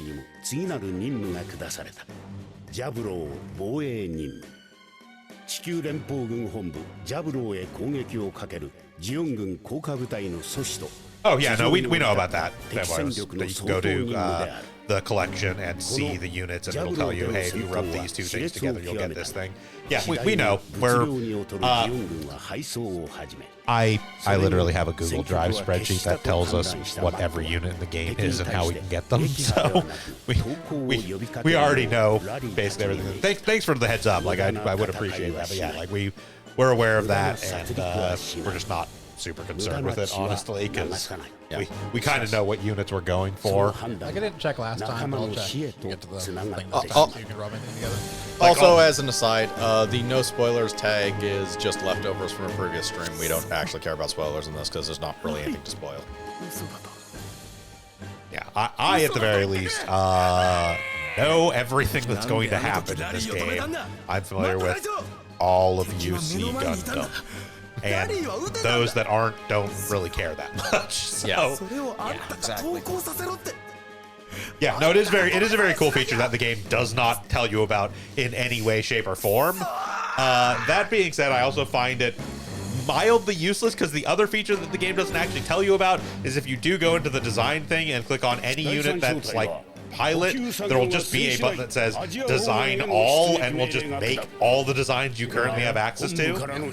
It is kind of useful, I guess, if you're like trying to get a specific unit and you're not sure how to get there. You can go check in collection and it'll give you the quote-unquote hints, either for develop or design, that'll tell you like, oh, if you get this unit to like this level, you can turn it into this or whatever. But we're also not going for a 100%. No, we are not doing 100% unit completion. We're not that crazy, and we also are going through the entire game, but we're not doing. Yeah, it's also not. There is no actual reward in Genesis for 100% collection completion. It's not like Overworld, the game prior to it, where you actually unlock characters for like every 5% of collection, all the way up to 100% because the game fucking hates you and your time. But yeah, no, it's no, the game actually does a very good job of giving you guidance towards particular units. Although, admittedly, if you're looking in collection and you haven't seen it yet, it will still be a silhouette. So you kind of have to recognize what the fuck the silhouette is, which, as we've seen, is pretty difficult sometimes in the SD style. We don't have the Silver Bullet yet. We do have Pale Rider. Silver Bullet, our plan is we're going to push through to 0080. If we get through 0080 and get the gold modification off of that and its Minovsky craft, then we'll go and do one of the short scenarios on Extra to do it. If not, we will just do 0080 because all of our deployed units in 0080 are actually in space, and we will just put out the Deep Striker and laugh at the enemy's pitiful attempts to actually hurt us. Yep. Well, yeah, we do have the Pale Rider. We went and did, I think, 8 MST on hard to get the Pale Rider, so. Yeah, we had the Pale Rider, we did the Toadster. It has since been changed to something else. I don't know if we changed it. I think we may have just, like, mothballed it for the moment to develop something else. I don't know that there was anything we could get off the Toadster that we wanted. I want to say we downgraded something else. Yeah. I don't remember offhand. We did it last week, and that was a whole week ago. People die in war. It's very sad. Yeah, again, we're not really going for 100% completion, but we do like the Silver Bullet, so we're going to get that one. We're playing through on normal difficulty, so we're we can kind of field whatever team we want and just go with units we like. Which is nice. Like, if we wanted to do like a hard or extra playthrough, we would definitely have to like focus on like, let's highly optimize our unit selection. Let's not run a gym. Yeah. But like, yeah, let's still leave the hot scramble on bench, but no, if we were doing an extra difficulty playthrough, we would probably actually field the hot scramble. Still overkill. It is, but so is extra difficulty. That's true. We would field 16 or 18 hot scrambles.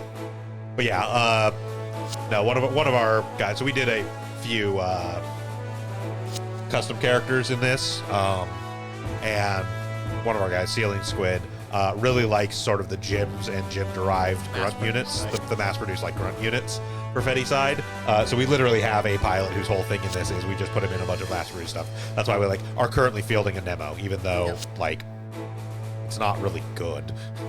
We have way better things we could be fielding in that slot, but we're also on normal difficulty. Who gives a shit?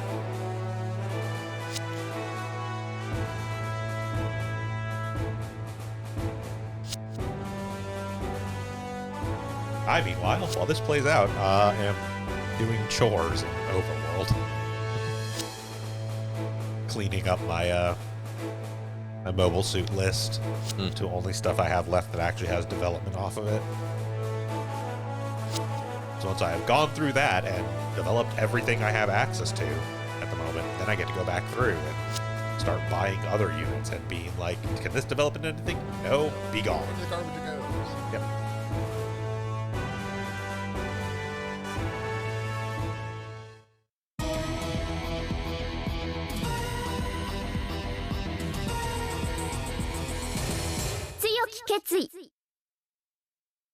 Because in preparation for our stream playthrough of Overworld, I am actually making a 100% collection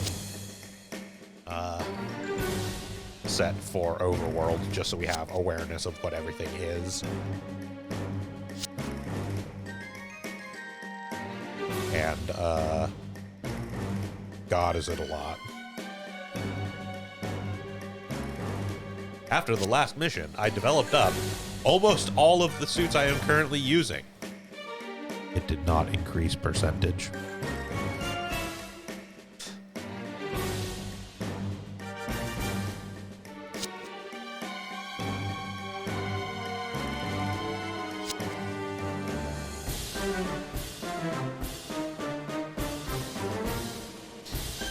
By green warship, you mean you put some green LEDs strategically throughout the ship so it glows slightly green. That's the thoroughbred? The thoroughbred. Yeah. That is the ship we will have as guest warship in the next set.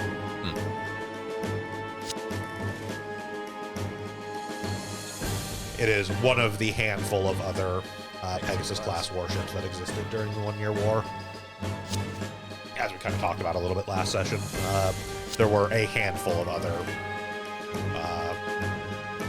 units, warships like the White Base, because those were like the newest warships. They were the ones specifically designed for mobile suits. Yeah.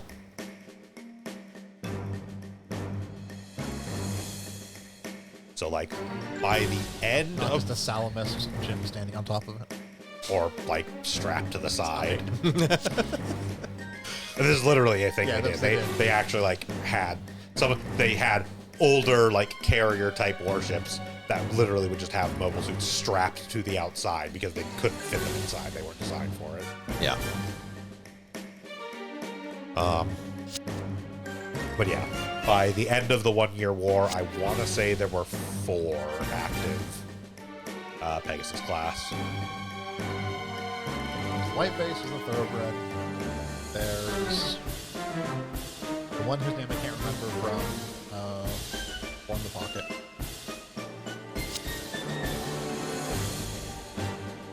The one that's at the base where the Alex is.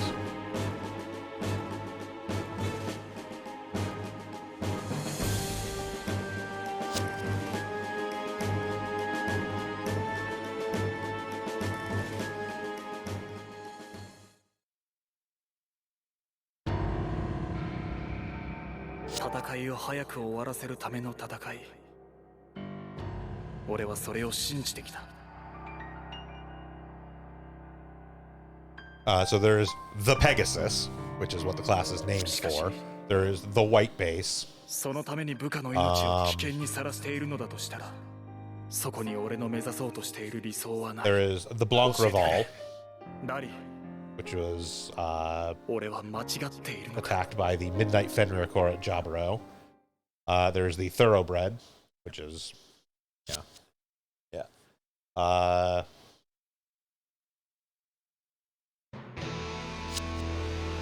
Okay, there were more actually than I knew of, because there's also the Troy Horse. There's the Grey Phantom. That's the 0081.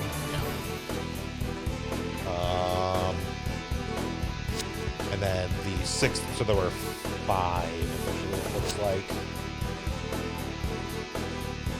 Yeah, because the 6th and 7th were the Stallion and the Albion, but they were started after they're born. Which makes sense. There's also technically the White Base Junior. White Base Junior? Yeah, it was completed just before the end of the 1 Year War, and actually officially got commissioned as a White Base 2.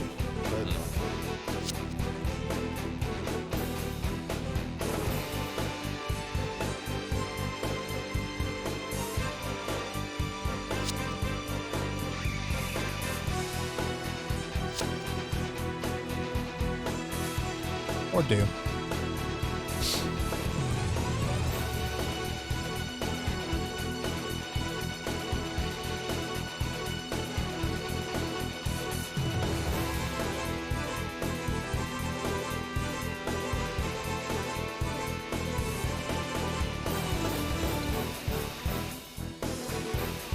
Alright, I want my bomber to have 6 engines and to ride on skateboards.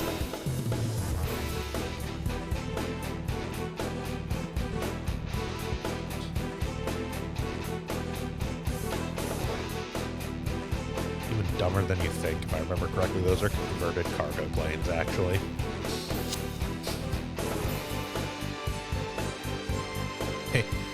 They were not initially designed as bombers. Even a bomber isn't it transport? Might be. Pretty sure they use them for transporting mobiles. That's conversation we're having there. Yeah. I mean, technically speaking, anything that's a transport capacity can be a bomber. They also occasionally use them to, like, I don't know, ram a big tray. Yeah, you know, happens. Matilda!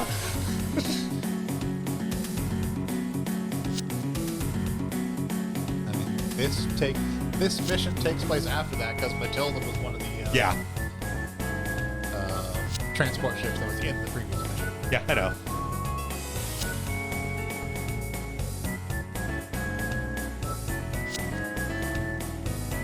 Yeah, because we had Ford Bromfell having a conversation with Lieutenant Woody. Yep.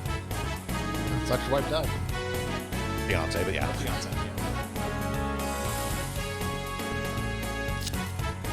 As importantly pointed out in Gundam's. Oh, Lieutenant Woody, I feel so bad for you. You never got to have sex with Matilda.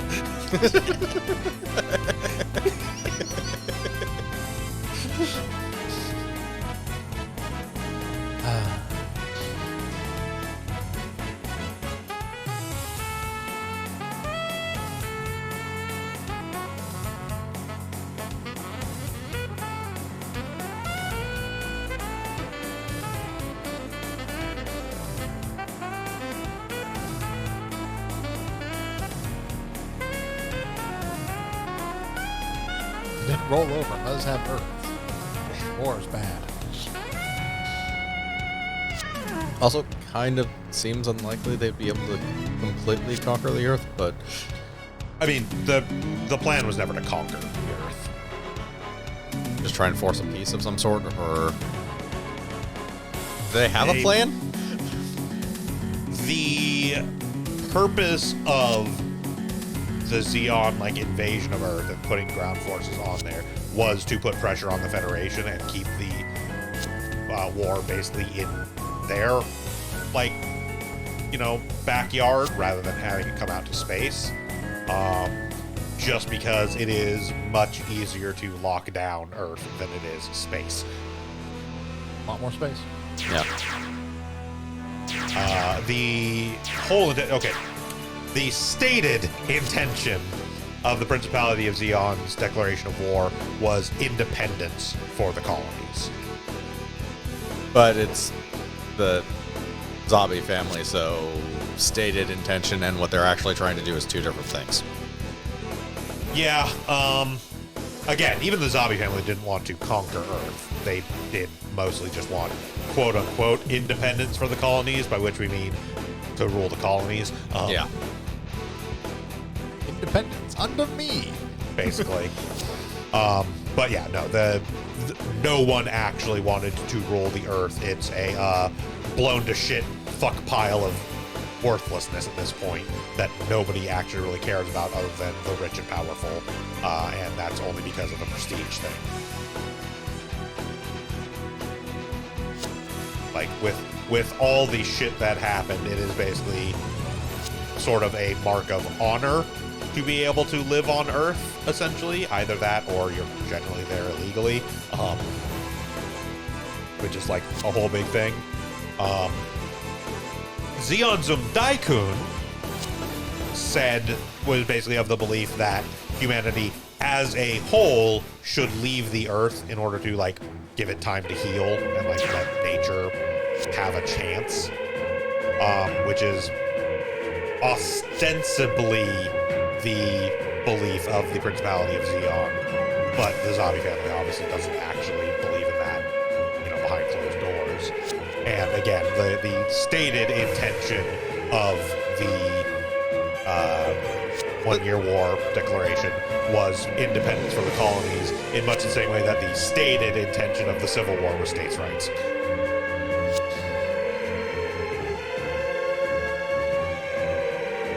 As an aside, before the Universal Century Calendar, was there just like a bunch of conflicts that damaged the planet or something, or random use of nukes or something? Nukes was a small problem. The biggest problem was just population growth. Okay, so it lives well within Malthusian nonsense, basically. Pretty much. Yeah, okay. Like, there is, technically speaking, a tipping point where human population growth will outstrip the ability of production. That point is ludicrously high, much higher than anyone ever actually thinks it is. Yes.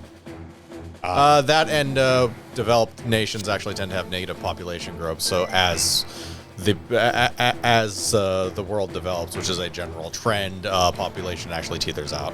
Yeah, but the actual impetus, I think we talked about this previously, but yeah, the actual like tipping point for the establishment of the space colonies and all of that was the total population of Earth reaching 9 billion, which is where they were like, oh, we're running out of like room and resources, and it's like, it would take a hell of a lot more than 9 billion people for there not to be enough resources and room on Earth. Yeah, but I don't want to live there. That shit. Yeah, people don't exactly realize exactly how massive the planet is and exactly how much stuff there really is on the planet. Yeah, but I want to live there. It's shitty.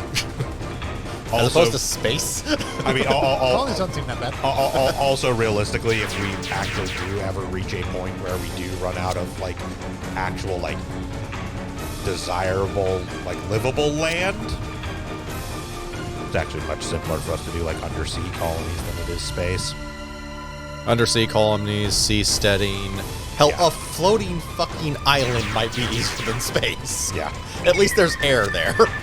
Yeah, like the space colonies thing is one of the like biggest like sci-fi like there are way simpler solutions to the problem you propose, and somebody would have thought of them.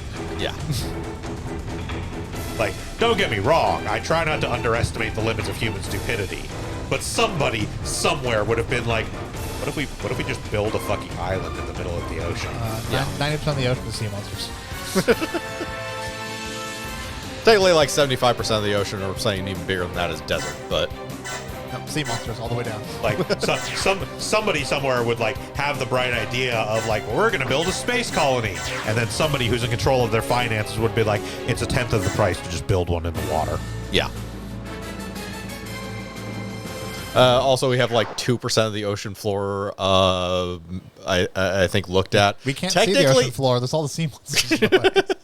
There could be sea monsters, Cthulhu. Who knows what spice down there? It's nothing but leviathans.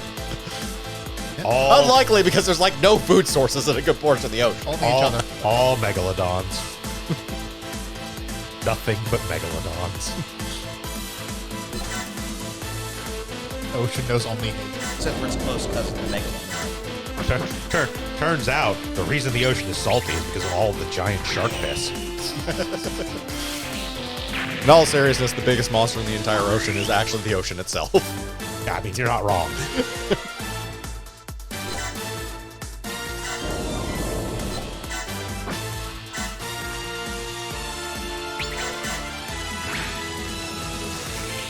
And yet, all of this is still easier than making a colony of space. Oh yeah, significantly.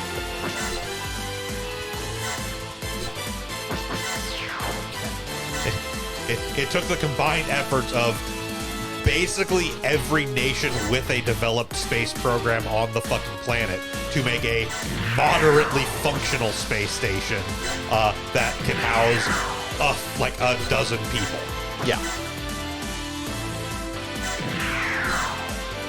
Not comfortably, mind you. Functionally.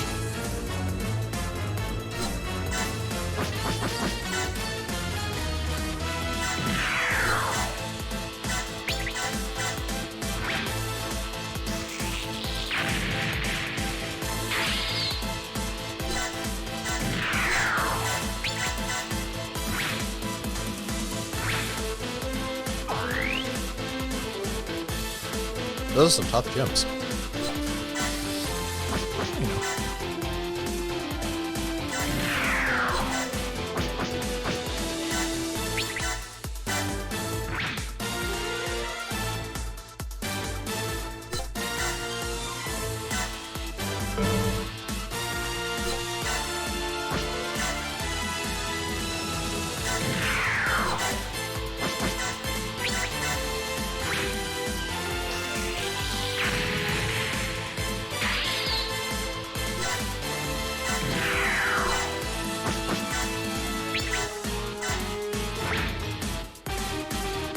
Some of what we deploy are semi-reasonable units.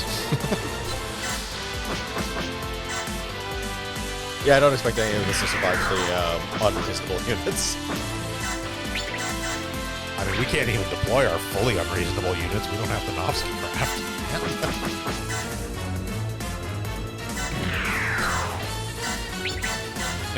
As soon as we unlock the Minovsky craft, there's not a mission in this game we're not sending the Deep Striker into. We have a Deep Striker and the Neo Geo. Yeah, like...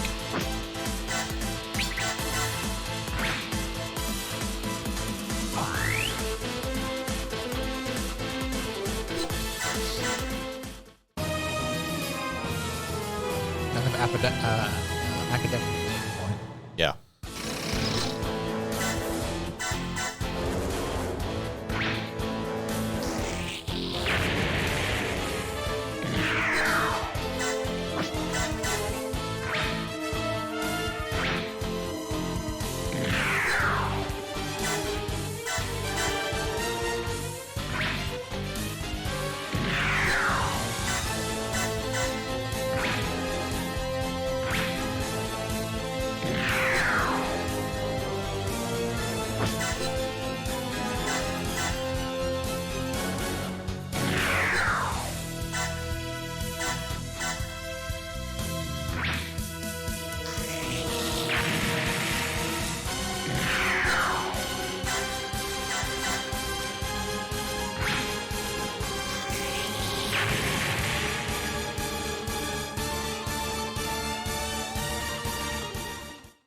Oh, there is more. Yeah. So nice of them to just kind of sit around. You know. Didn't want to interrupt. Not that it would really help their chances, but you know. Yeah, we need to actually protect the HLPs. Yeah. And ignore them. 6 turns. Be another one of those missions where you like destroy everything on the board and then Sit and wait. Yeah. yeah.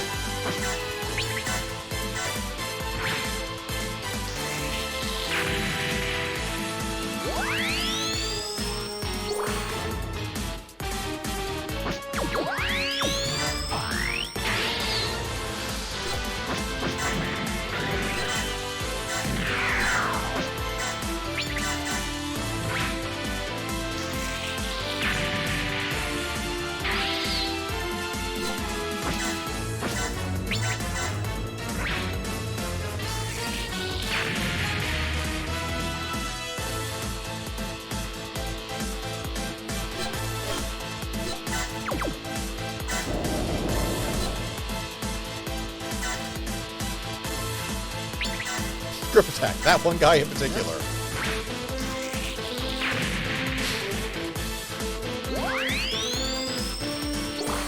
Probably got a little. Happens occasionally. So the good part about using mobile suits as effectively analog for foot troops is you don't have to worry about using capital ship weapons on what would effectively be foot troops. Very true. Being considered a war crime.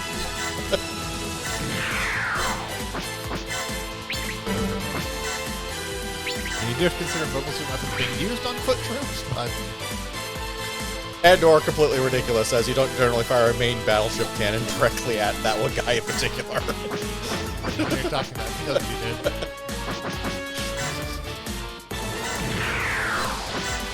Listen, sometimes the enemy force are incredibly fucked up and deploy bikini jetpack bazooka squads. And you think you're hallucinating, and so you murder people with a beam saber. Not like enemy pilots and cockpits or anything, just people flying around with jetpacks and bazookas. And you atomize them. It's all fairness, it's not like you actually build these things with anti-personnel weapons. There are Vulcans. They're not anti-personnel weapons. I'm pretty sure the They work. They'll work. So with the beam saber, the beam rifle, stomping on them. literally rolling over on them, running the suit into them at a vaguely fast speed, like Flying. 5 miles an hour. Flying vaguely near people on the ground with the thrusters turned on like you see in Hathaway's Flash. Yep. The tonnage on these things is so ridiculous that I think bumping into something at a slow speed will pretty much turn them into paste. Random cans in the street being blown back from mobile suits moving around, clocking somebody in the head. A shell casing from a gun that's fired by a mobile suit that hits someone in the head and kills them. Yeah, these things are not safe to be around while they're being operated. Horses. I would say one of the most, like, Hathaway's Flash has pretty much the most brutal, like, case of, it's absolutely horrifying to be in a city where if you have not actually seen the first Hathaway's Flash movie, it's on Netflix. It has the single best. Like, there have been some instances before in like Gundam of like people like in the street when like a mobile suit battle is going on around the city and stuff like that, and it's like it's decently like, oh, this sucks. Hathaway's Flash makes you feel legitimately terrified. Like, oh my god, this would be fucking horrifying to experience. Like, deployment of these things in a world that has a functional Geneva Convention, deployment of these things in city fighting would probably be banned. I mean, that's fine. So were nukes. Didn't stop the Federation. Yeah, that's true. Those were power bombs, thank you very much. Also, we can't help it if his reactor explodes. On purpose. I mean, I'm not even talking about them certainly not deploying nukes at the end of 8th MS Team. I'm talking about them developing a Gundam with a fucking nuclear bazooka. Yeah, that was incredibly stupid. I don't know what you're talking about. The worst part is that was after the 1 Year War. Yeah. Which is the justification 0083. which is the justification that's used because technically the Antarctic Treaty was a treaty for the wartime 1 Year treaty. War. We're not at war anymore.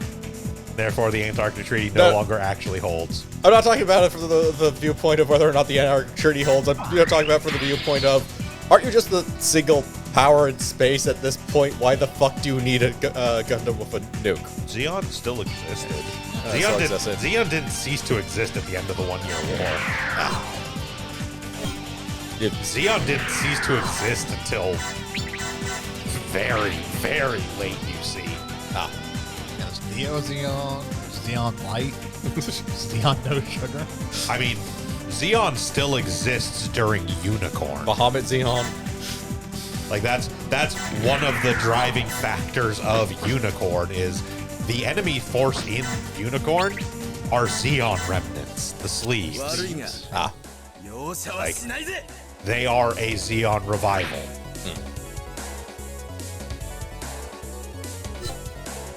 So they never took over the actual Xeon colonies. The colony cluster that is the Principality of Xeon maintained independence in much the same way that post-war Japan had independence. You are independent, but if your sneeze sounds too much like a gunshot, we're gonna beat the shit out of you. Got it. It's like, we have no actual interest in controlling, conquering, etc. this area. Just knock it the fuck off. Basically. And the big thing is that, so there were a lot of Xeon sort of fragments out and about in various different places, as you may expect from a spacefaring society that, you know, spread throughout the solar system. There's just a bunch of places that were still like pockets of Xeon maintenance, because they weren't necessarily directly ruled by the Zabi family. Like, the Zabi family had power and influence directly within the Principality of Xeon. They were in command of primarily in command of the Xeonic, military forces, and on paper were the leaders of all of, Xeon. But once the 1 Year War ends and there is effectively no longer a Zabi family, there were still a bunch of little pockets here and there. Like, Haman Karn was around. Like, she wasn't in command at that point, but like Neo Xeon.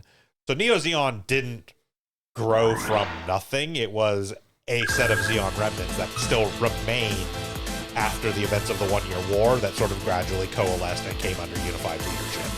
Okay. There's also Mars Xeon, which is the thing. There's all kinds of Xeon that were still around even after the 1 Year War. Gundam Universe doesn't have terraformed planets, from what I remember, correct? Like, no, Mars is effectively terraformed. Wait, so they have a terraform? Do they have terraform Venus? Like, Mars sucks ass. Yeah, but I don't believe there's anything. Okay, a terraform Mars would actually suck ass. Yeah, but Venus doesn't come up ever, as far as I'm aware. The only other planets that usually come up at all are Mars and Jupiter. Again, Jupiter is the energy fleet, and there's some basis on the moons of Jupiter. Yeah, Jupiter itself is uninhabitable. Yeah, period. And when I say terraformed, I don't mean fully terraformed, you could just walk outside normally on Mars, but they have created dome structures for actual living and utilize the resources of Mars. That is doable. They're in the process of terraforming Mars essentially during UC. But do about all the road history? But it's not a magical terraforming, we hit it with this terraforming missile, and a year later it's a verdant, lively planet. Well, in and of itself, the entire thing takes place in a nebulous future in the first place. So whether or not we have a vague idea. Yeah, but I mean, it's whether or not in the unexplained timeline or the unexplained parts of the timeline they terraformed one planet or another would have been open in the first place. But if they've actually gone over with it, what the state of Mars is. Yeah, no, there is a whole thing about Mars Xeon. Mars Xeon is a known quantity so there are colonies on the surface of Mars, but it's Mars is not Earth 2 at this point. It is a planet in the process of having terraforming done to it, but it's an actual more quote-unquote realistic terraforming process in that it's not quick. It's a thing that's being planned as maybe in 150 years there will be actual livable areas on Mars. Not the whole planet, mind you. Also, notably, Mars, easier place to have colonies than space as well. And Mars would still suck. Part of the problem is the gravity isn't actually the same as Earth's, and actually trying to get the atmosphere to work wouldn't be. Strangely enough, Venus would be an easier planet, and also is closer to Earth in specificities. It's about the same gravity, etc. Yeah, it's also closer. All we really know, because the biggest thing is that the other thing is that it was not. So they don't have any sort of FTL travel Yeah. in Gundam. It is all slow Yeah. sublight travel, yeah. Yeah. So even getting to Mars is a years-long trip. Yeah. Likewise, the Jupiter fleet, that was like an expeditionary fleet that was maybe sent out with the intention of like, yeah, you'll get there in some decades Yeah. at best. And very slowly ship back resources. Pretty much. Yeah. And fortunately, the whole thing is helium-3 usage is fairly efficient. So a small amount of helium-3 goes a long way. So they didn't need super fast transport of it as long as they can supply large amounts in slow, transport essentially. It'll last for a very long time. But yeah, that's one of the other big things because the vast majority of the colonies are in the Earth sphere. Like that's the whole thing. Is that like the space colonies are built at Lagrange points around Earth. Yeah. So that's part of it. And that's also why, like, yes, technically speaking, building a colony on Mars, the actual, like, making a functioning colony on Mars, much easier than making a functioning colony in space. Getting to it is a much slower process. Yeah. But yeah, all we really know about the solar system within Gundam is Earth, the Earth sphere, the Jupiter energy fleet. There are people on Mars, and witches come from Mercury.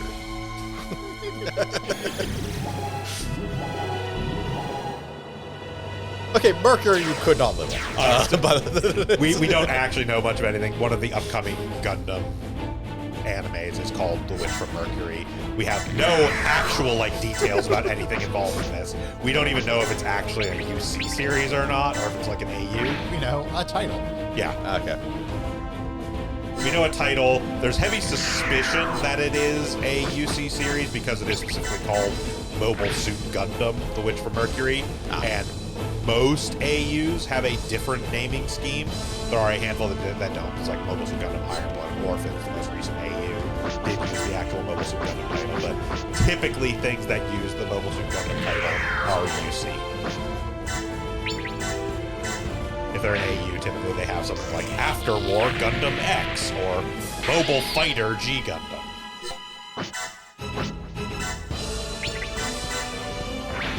So you're saying this is another Super Robot series? It might be. We know incredibly little about the Witch from Mercury at this point. Screw you, that one tip in particular. It knows what it did.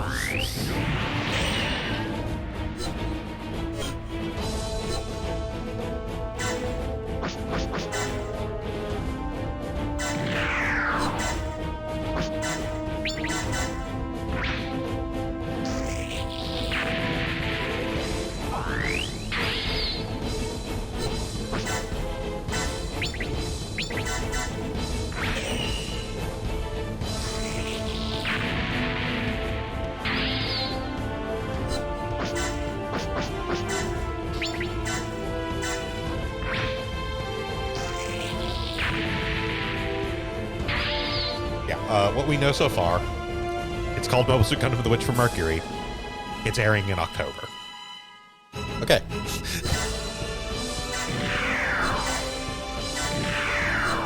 At the very least, it's an interesting title. For wondering what the fuck it's about. Yeah, it's going to have the Sunday 5 p.m. slot, which is actually a pretty big deal. So we're assuming it's going to be a major flagship series, but that's basically all we know. Okay, it's a Gundam show cross a Magical Girl show.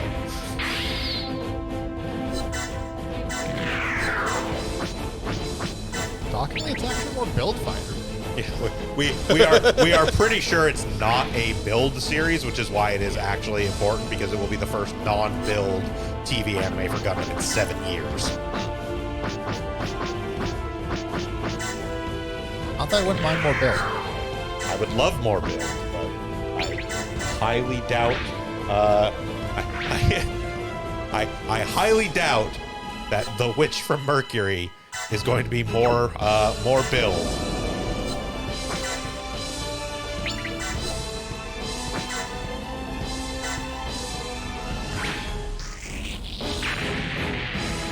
Oh, nope, I got it. Figured it out. It's going to be a reverse isekai into Reiji's world. And quote-unquote, the witch from Mercury is actually a person from our world. The world Milt takes place on is actually Mercury this entire time. That's why Plavsky particles function.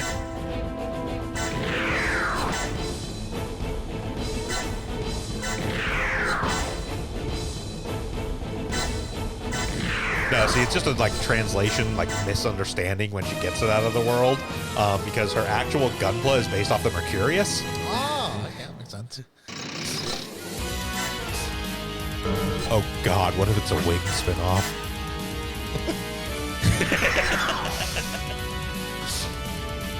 I mean, it won't be because it wouldn't be called Double Suit Gundam, but Also, I think they wrapped up Wing anyways, and they wrapped up Wing up until they need to cash in on it again. Wing is New Mobile Suit Report. New Mobile Suit Report. Yeah. Yes. Fuck, why do I remember that? Yeah, New Mobile Suit Report Gundam Wing.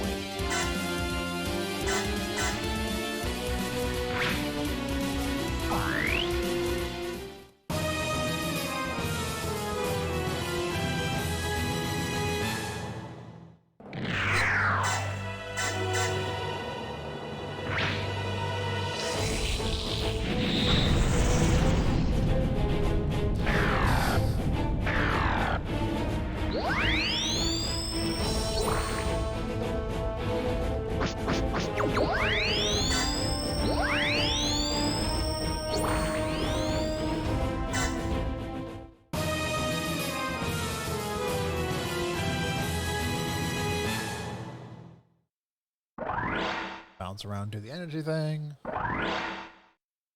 It's going to be so much nicer when we're doing the certainly legal backup copy of Overworld in an emulator, so we can just hold down the fast forward button through this nonsense.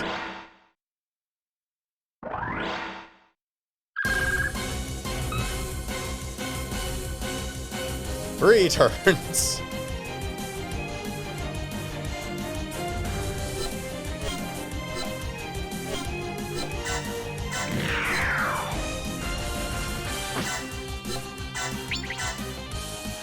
Right, energy issues.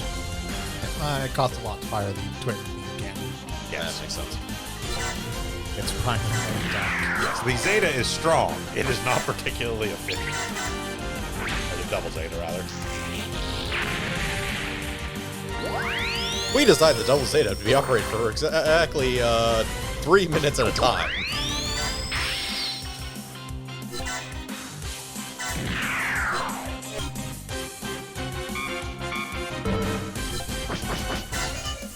I mean, in fairness, the double Zeta was designed by Judao. Forward thinking is not exactly a strong suit.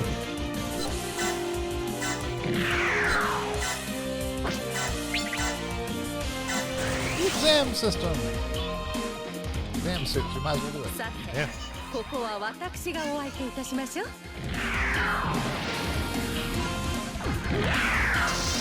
Make that new type do some work. これ以上お前の好きにはさせない。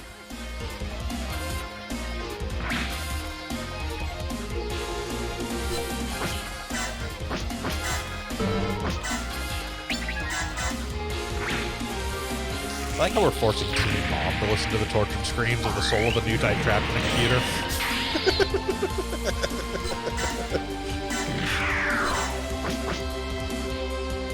Are we bad people? Yes.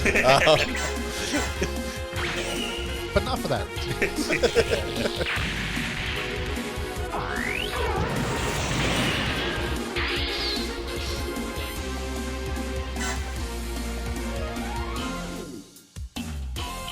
So, those two.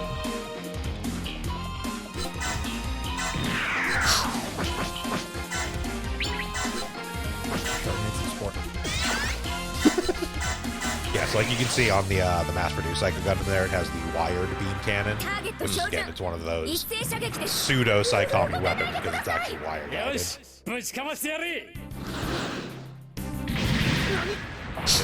actually technically an endcom weapon.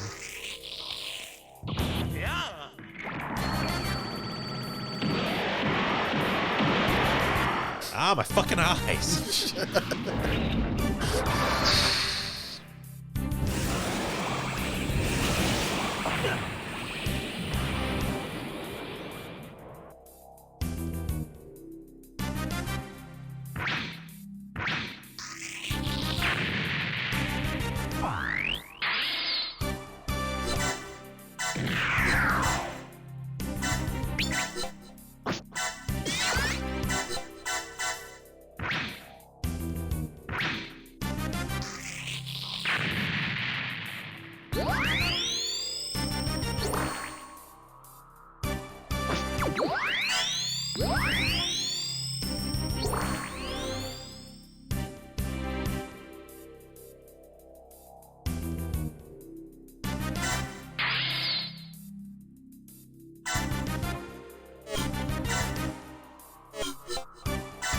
Enemies on the field.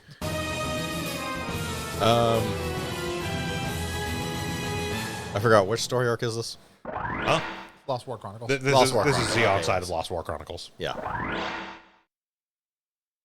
This is mission 3 of 4 in Lost War Chronicles, so they do 2 Fetty and then 2 Xeon. To reflect that in the Lost War Chronicles game, you basically chose... Players. Yeah, you chose either the Federation side or the Xeon side. And you technically played through the same storyline on either side, just from the opposite end.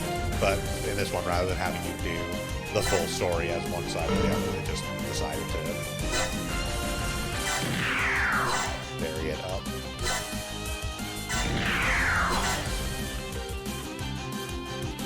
Clean up. Put your toys Whatever. away. No, put your toys away. I refuse. Young man. Can't make me mad. Not even my real mom. Team Mom can't hear you. She's being deafened by the screams of the soul of a tortured new type shoved into a It's computer. okay, honey. It's okay.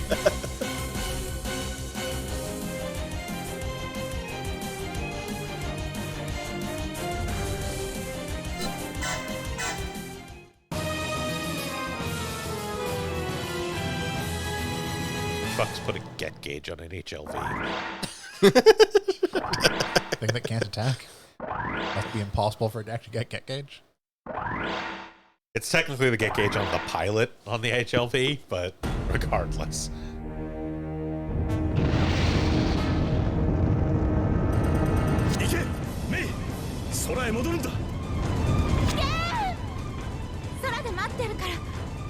And Gym Sniper. War as hell. 任せてください HLV 射出開始発射します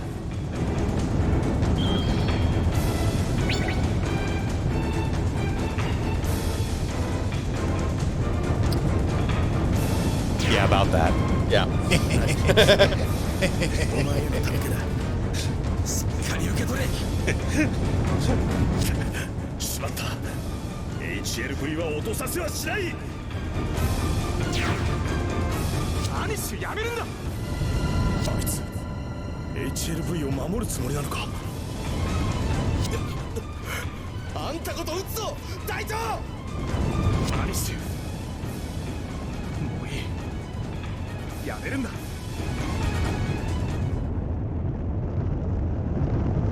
And completely different Gym Sniper. We had 2. And the Madrock from downtown! なぜだなぜラリーの敵を撃つのがいけないんだ憎しみは憎しみしか生まない本当は分かっているはずだろアニッシュだからお前は撃てなかったいや I didn't shoot you in the fucking way. Shoot because you're goddamn ground. They want to spill your applesauce all over the battlefield. Blow the back out of your fucking Jansport. Hunter, considering the amount of ridiculous weapons that are just kind of walking around on the planet, I'm pretty sure there's not much violence left. Oh, there's tons. Or at the very least, they know better than to be around battlefields. Birds have learned very quickly to be nowhere near Gundams. Unless they're turned off, in which case you shout on them a lot. Nah, we actually just put anti-beam coating on all the birds.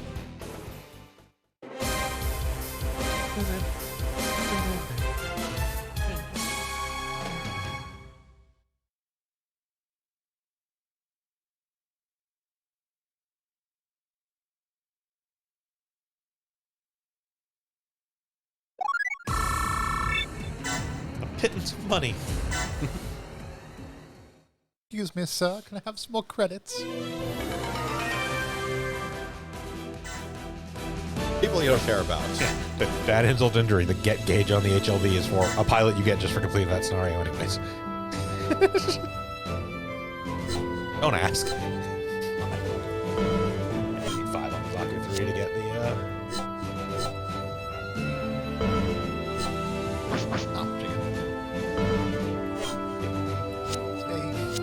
Also 3. Yeah, it's going to take a while to develop some of these just because of how little. Yeah, we do want to go to that one. Got the other ones that have passed it.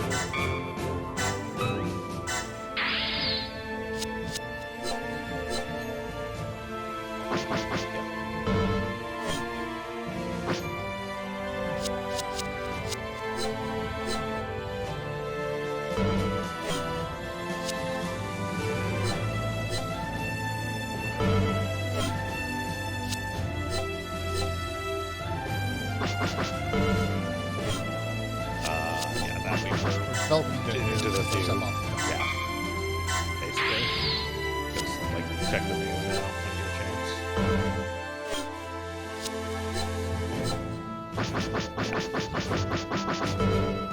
Pretty sure one of those is the new HWS, and then I don't remember what the other one was. That's 3. Mass production time. Yep, we could backwards that into the double SP, but we have a forward/side grade of 3 to do scale that we haven't even seen.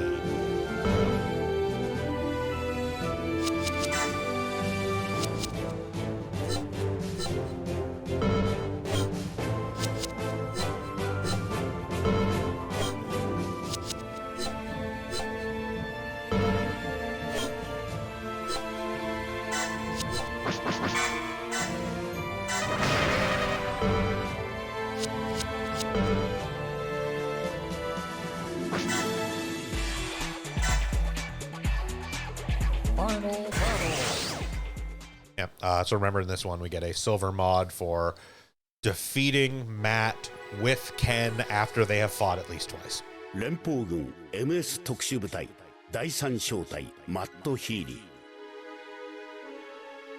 ージオン外人部隊ケンビーダーシュタット And 常 yeah, に it's 危 just 3険な o'clock 任 now, so 務 we を will こなし definitely 苦しい地上戦を勝ち抜いてきた2 we might 人の run 兵 a 士 little past 4. 互いに Oh no. 生きるための戦いの道を歩んでいた仲間の死 I と think that'll be い a う pretty 形で solid 思い pace 知っ to た kind 戦 of aim 争 for という from 名 now の on until we 現 get to 実 the longer scenario sets is 希 just see 望 if を we 捨て can ず knock に out どこ a までも scenario 生き set 抜こ each うと session. あがいてい Might た want to mean we're running a little shorter sometimes because there are some that are only like 3, but それでも2人は戦うこ We'll とを just show や more め actual attacks during the 自分の信じる戦いに対する Yeah. 思いとともに流す必要のない血は流さず敵味方関 I 係 have な been く skipping pretty much 一 all the 人で attack も多く animations の except 人 like 間 this が is the final 生 shot. きるための yeah, 戦い or を it's like 貫 this is く like the あ storyline brand new thing. thing we pulled そ out. れに対し仲間の死に対する Or 代償を this is a ridiculous giant die with a Gundam head on it shooting red nonsense. Like I want to see the Psycho Gundam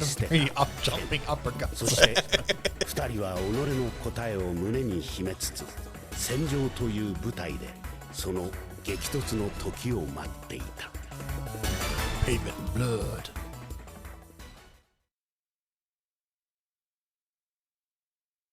Yeah, I will say this much. Lost War Chronicles is, by all accounts, actually a pretty good game.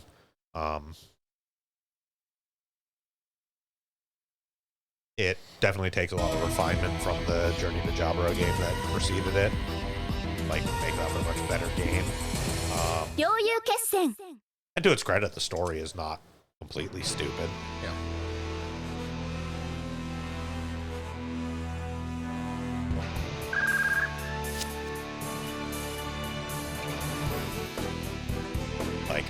It's not one of those ones where it's like, here's 3 completely previously unmentioned Gundams. It's like, no, the dude like has a ground type. Like, that's just a They thing. gave him a ground type. Yeah, they had ground types. Yeah, I mean, that was the whole point of the ground type, was to have a essentially mass-producible actual Gundam rather than like a Jin. Yeah. Specs are a little bit lower than like, Well, the quote-unquote actual Gundam. Like, it's a stripped-down Gundam to allow it to be It's a mass-produced. bunch of Gundams that were made of extra parts from the Victory Project V, yeah. Project V. But they perform better than Jins. They just perform as well as the RX. Yeah, they're sort of a half step between. They are technically RX 78Gs, if I remember correctly. I believe so, yes.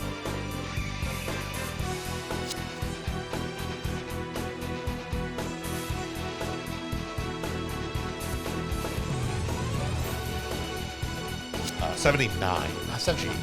Yeah.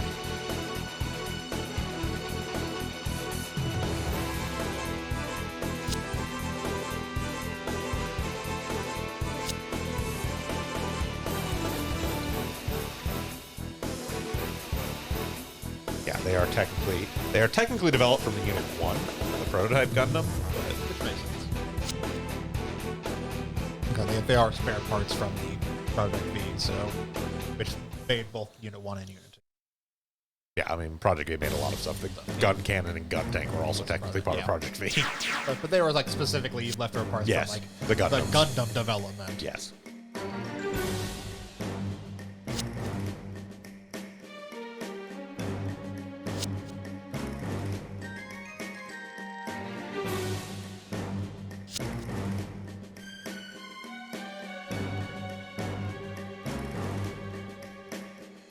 Part of what made Gundam such bullshit in the universe is like how much better their armor is compared to most things. Yeah.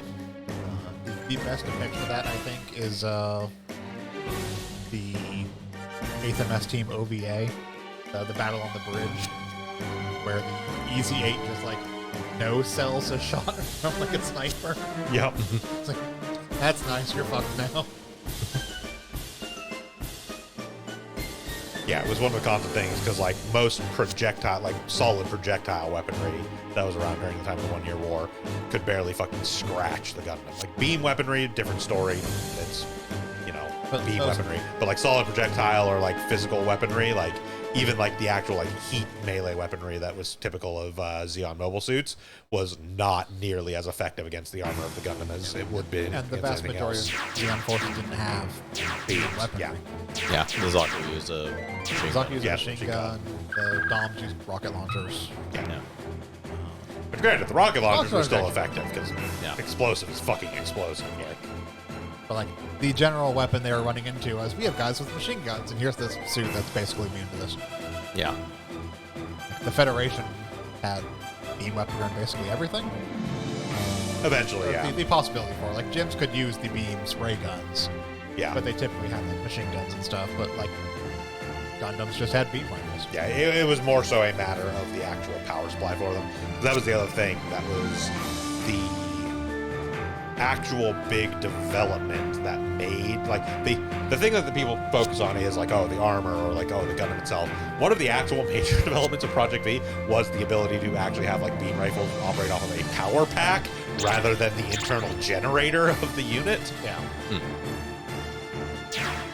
Which was part of why most Zeon suits did not actually utilize beam weaponry, is because the generators in like the standard like Zaku 2 were not powerful enough to actually the power a suit beam and weapon. a beam weapon. Yeah.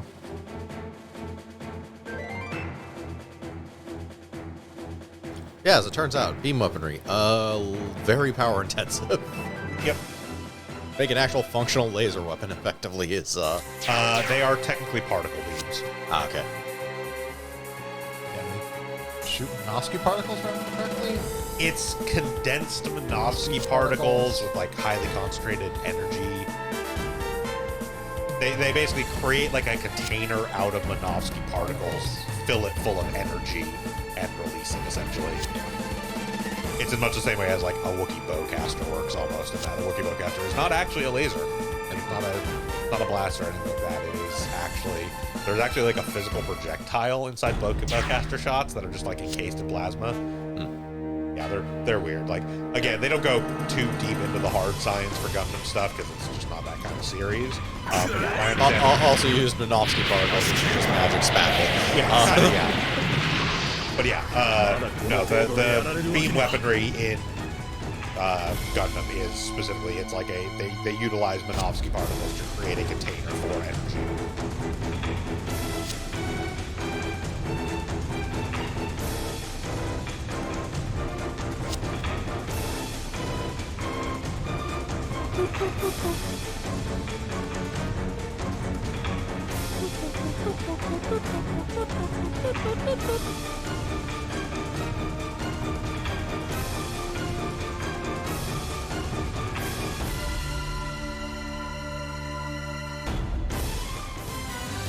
Or bad.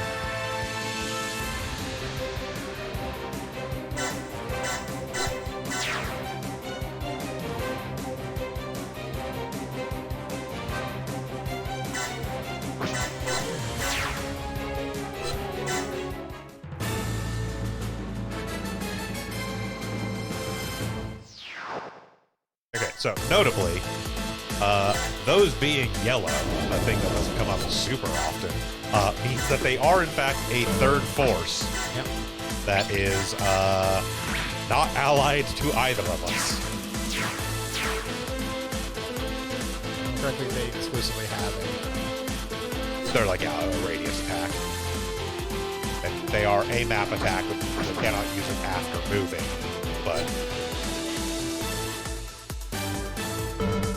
exclusively have self-destruct. yep.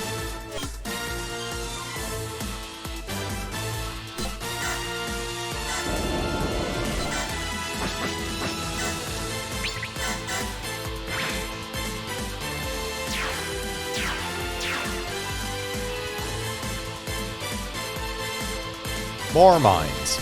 Yep.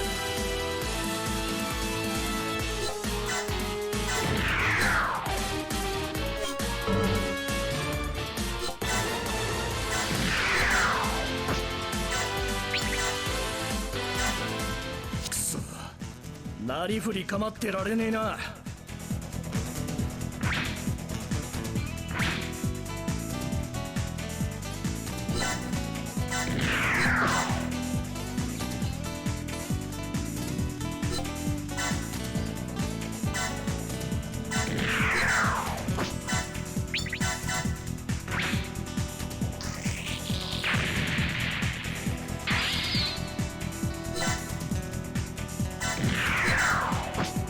Ah, obstacles. Yep. The buildings. Yeah. Yeah, so again, it's a map thing. Technically speaking, if that unit had mid-air, I don't think those would actually be obstacles. We would be able to fly past them. But as we've gone over, most of these units don't actually have Since we mid-air. apparently don't have fucking anything with actual mid-air. Well, you know.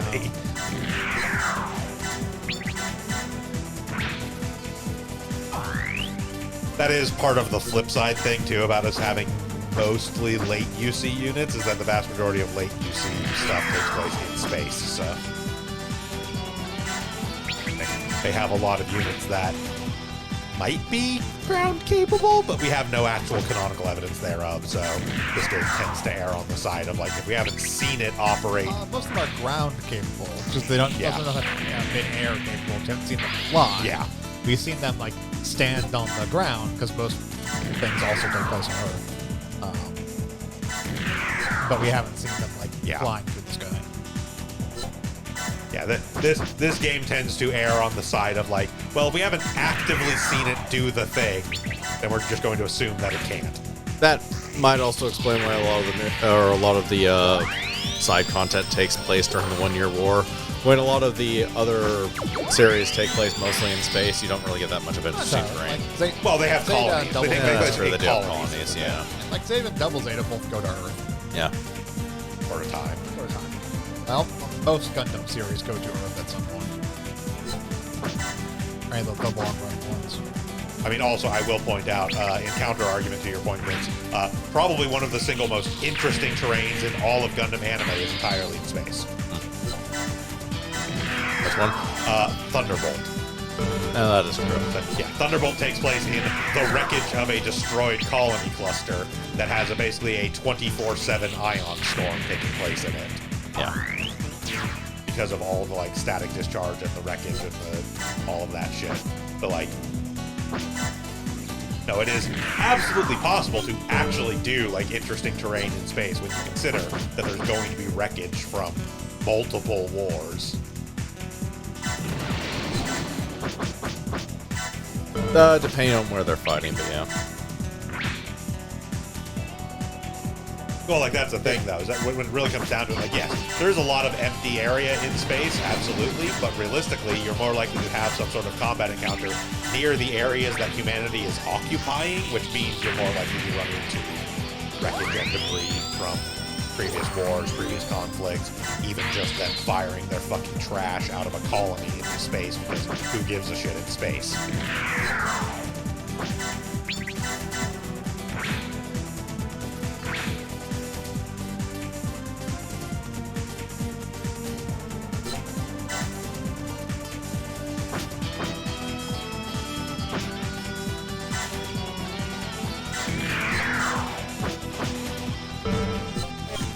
I'm not sure how much trash would actually make it from colony into space, so that would have to be the stuff they absolutely couldn't reuse. Again, they don't think too hard about this stuff. Yeah, fair enough.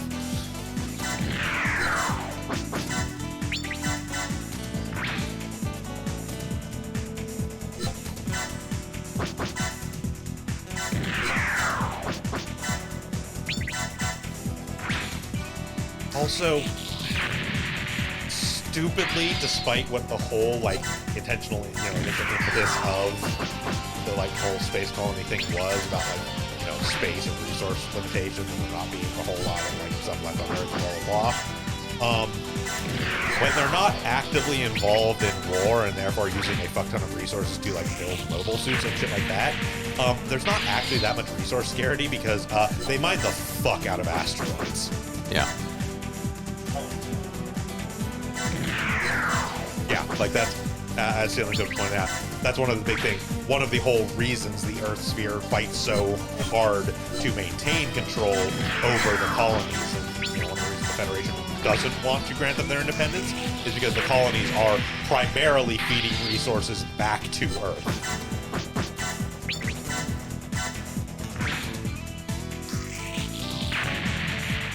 Yeah, as pointed out there, yeah, the whole, like, plan in Unicorn of Full Frontal and the Sleeves is to basically have all the colonies essentially boycott any trade with Earth, thereby starving Earth of any resources and forcing them to acknowledge the colonies. And it actually would have worked.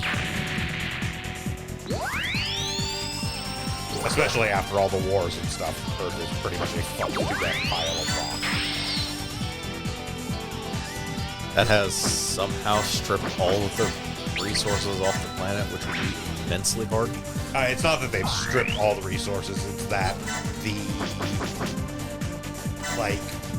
so first off, there's not actually that much of a workforce there anymore, because again, they intentionally shoved everyone who wasn't, like, rich or noble or there illegally onto colonies.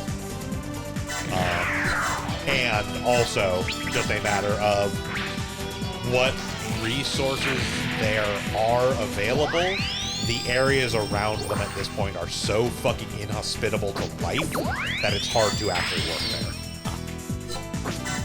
Just radiation or all kinds of stuff, like radiation. The terrain itself has been, like, destroyed and, like, mangled. Like, we obliterated a fucking quarter of Australia as one of the first salvos of the 1 Year War. Strangely enough, that might actually make it easier to extract resources. Especially since it was Australia.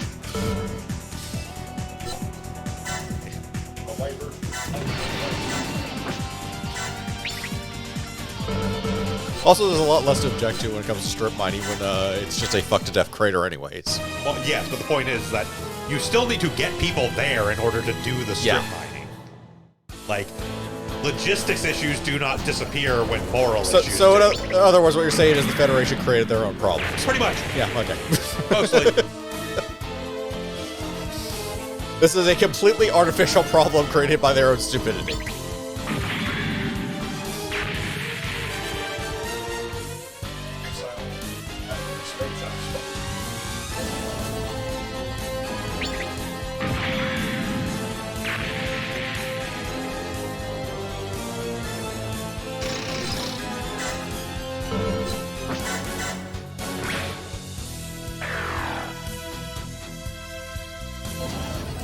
Snipers.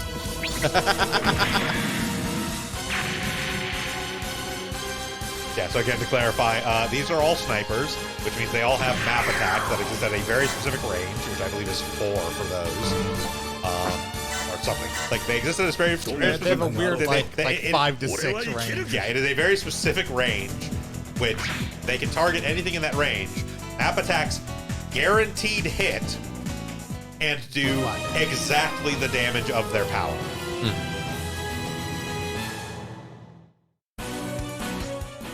Mines. Okay. Which makes snipers really fucking annoying when you have extremely powerful units. Because, like, if it were a normal attack, 90% of our pilots would just fucking evade that. They'd have, like, an 8% chance to hit. Yeah. Like, these are things you actually legitimately have to deal with. Pretty much. But that being said, they're also, like, fucking gym snipers. They will explode if the Phoenix looks at them.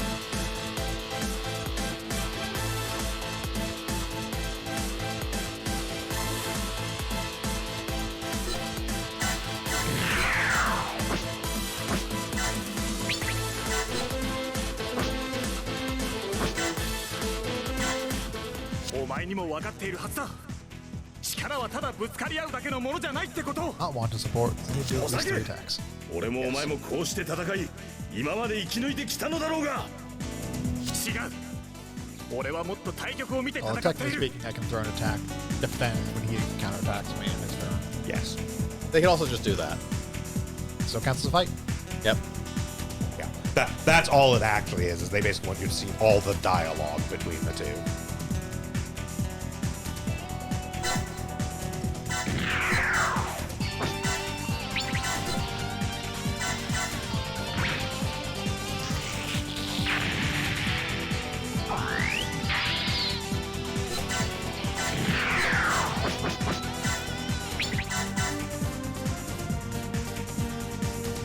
How the fuck?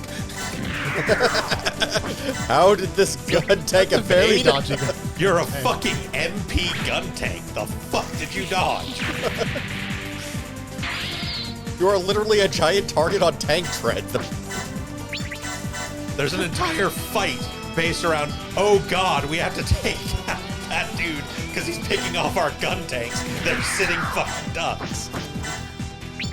Coronado's having a bad day.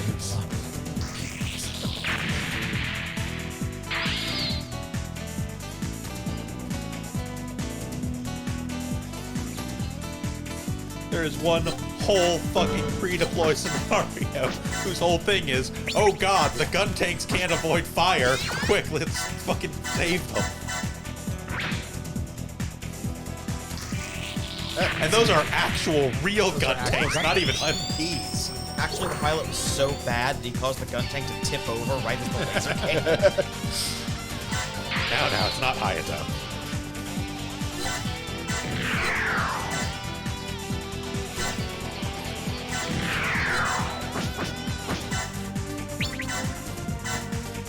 Hayato, who, one of my personal favorite things in this entire game, his base stats are actually so bad that any generic pilots are better than him.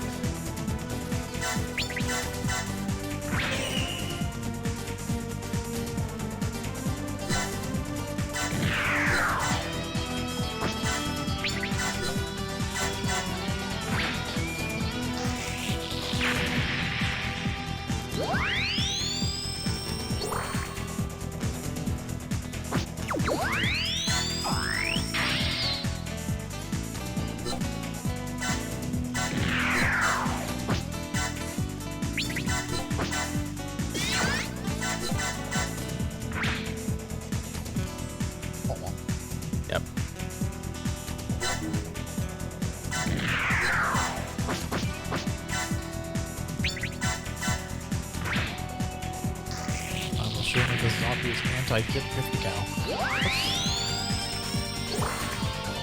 Hey! Oh no, we need 8 on that guy, that's right. The Zaku 3, I think that we're 1 level short on. Which I think we got now.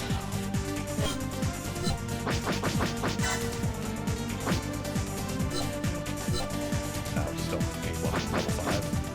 4 on the Zaku 3. We can actually do Dogen Wolf with this, because... Oh, right, because we've got the Arjarja that'll go into the Game Hulk. Yes. So he's actually done. Yeah, we can just send him into the Dogen Wolf and we'll just keep leveling the Arjarja.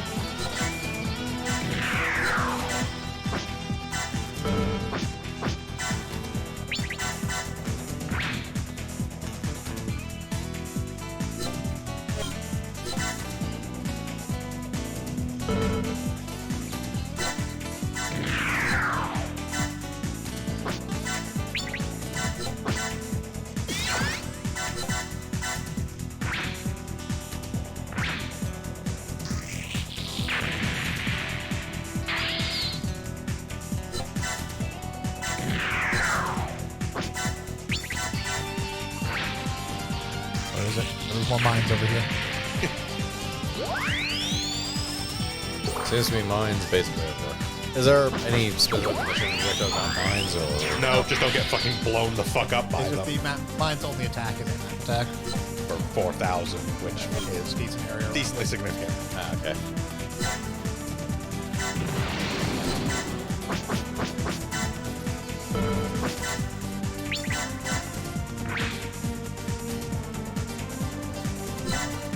I'd have just enough health to be annoying.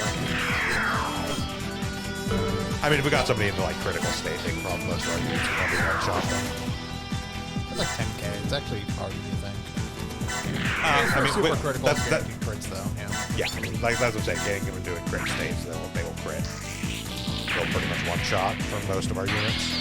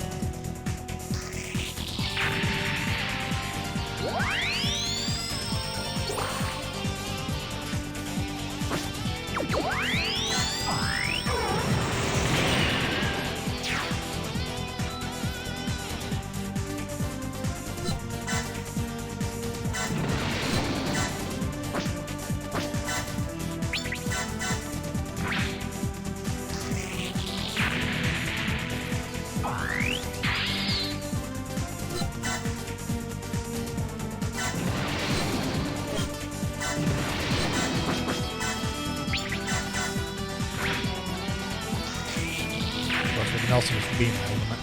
Yeah. You can also just use nonsense units.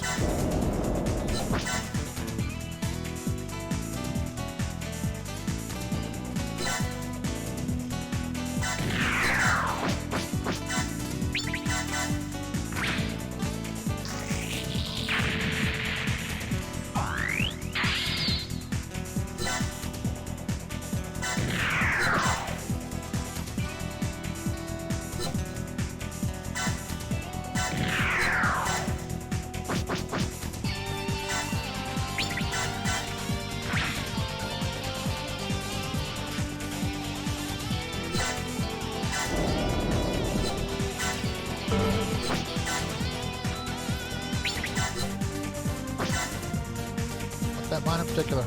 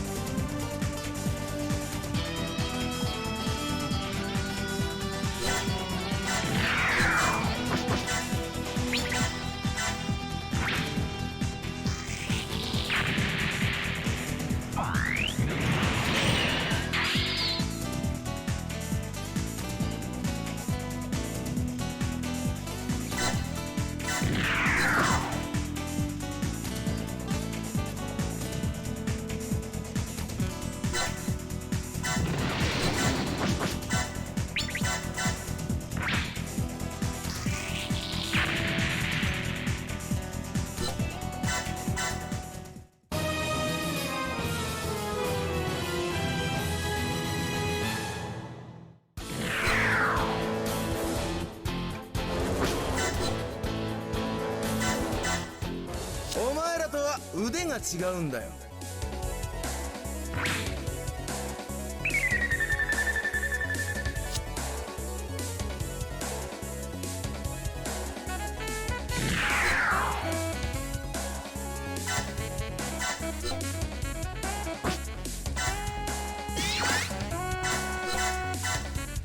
俺は戦争を早く終わらせるために戦っているんだ。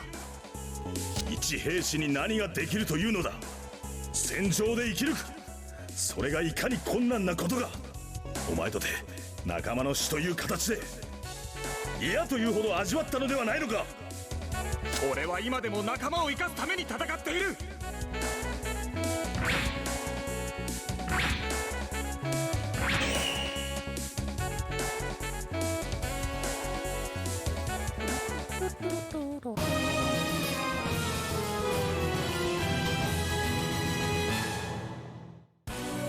Fights, we can kill him.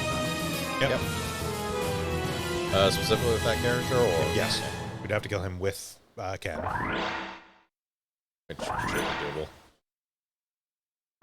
And that will both get us the quest and trigger the secret challenge, because the secret challenge is defeating Matt with Ken. Yeah.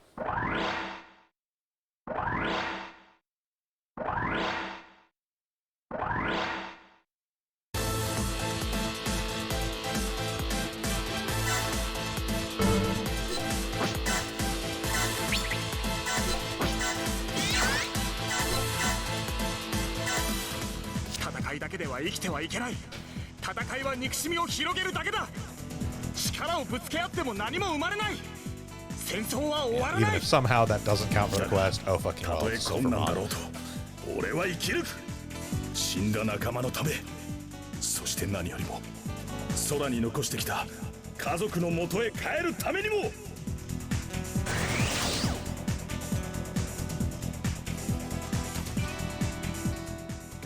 たとえ困難だろうと俺は生きる。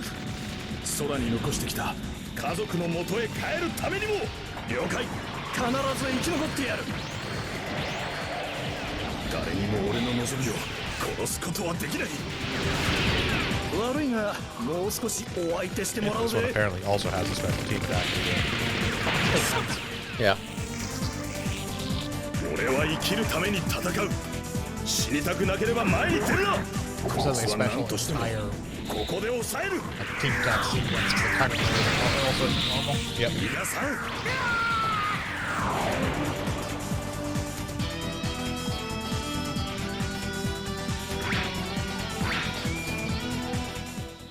Historic moments.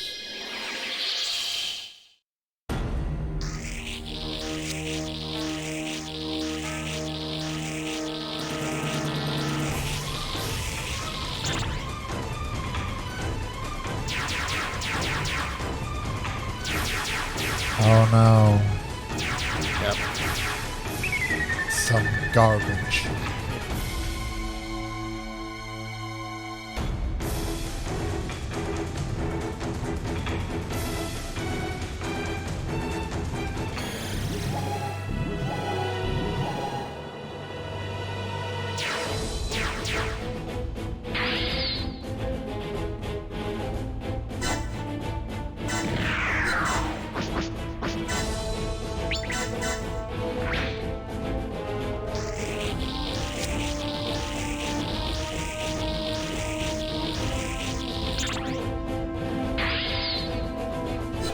Coming through.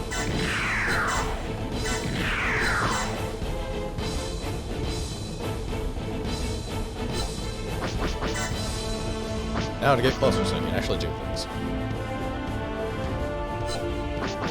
I mean, there's dudes behind us. Yeah. Well, good thing you have the Psycho Gundam Mark 3.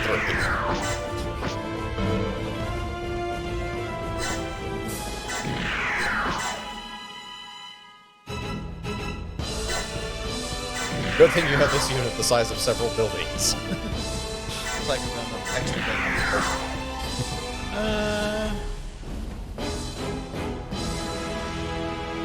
Whether it actually is or not is what it looks like on the map.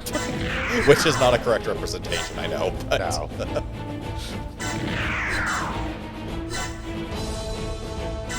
like, it is big, but it's only like 40 meters. So Yeah. a lot of these buildings being very clear, like sort of skyscraper type office buildings, it would not be nearly that size. It's like 10 or 12 stories tall. Yeah.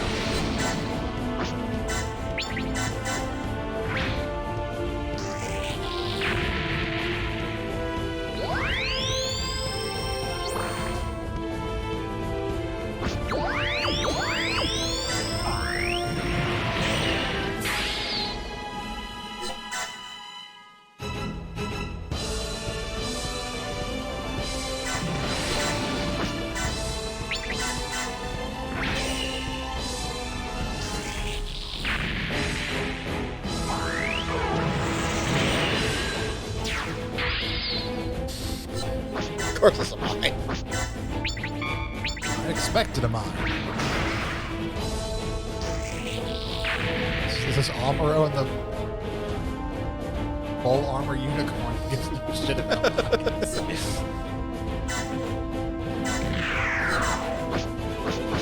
There was a mine. Congratulations.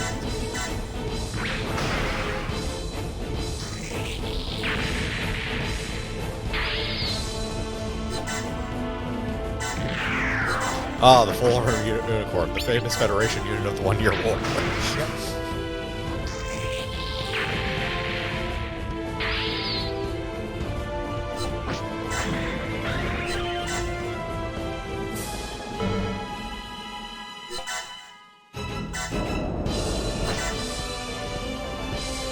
Recharge.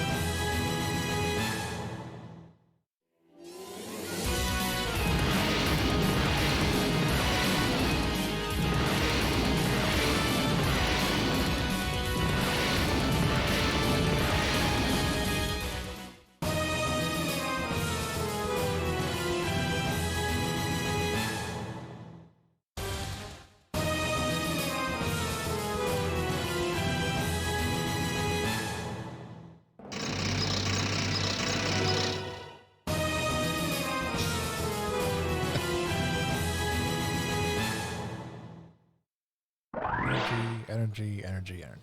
Yep.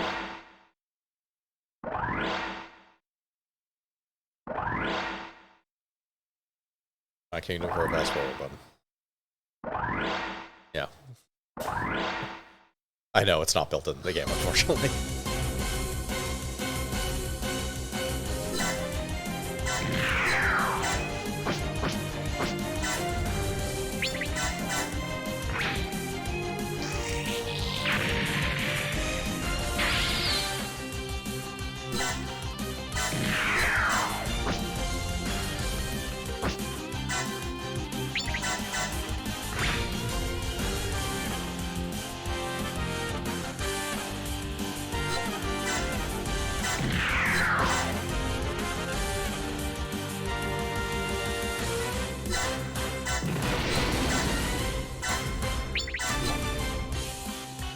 my favorite part about the uppercut I'm about to do? That it's anti-air. Uh-huh. Which, I mean, fair. If you're a jet, you get uppercutted by it. Yeah, it's gonna fuck this core booster. First you knee it.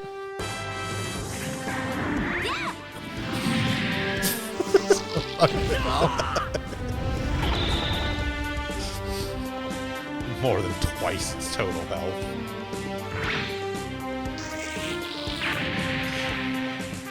Pilot correctly recognizes exactly how big this fucking thing is.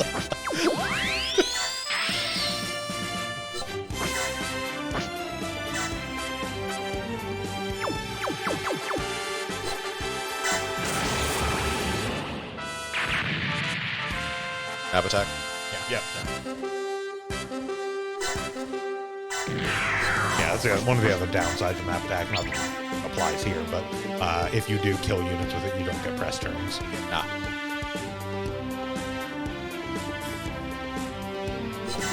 They are, however, really good for softening units to let other things kill. Like the Zaka 3 custom. I mean, Zaka 3 custom would have been able to do it anyway. It's like, I had it. So yeah. It can be handy when you're getting to a point like this to start trying to clear out multiple enemies. Yeah.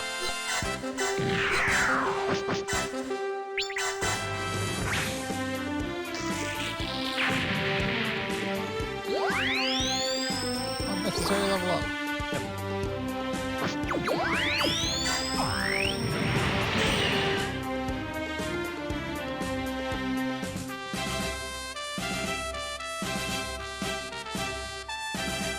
Vince, can you adjust down Game Boy and OBS?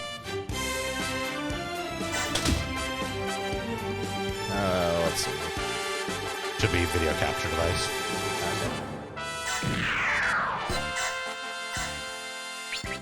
The horn's too loud.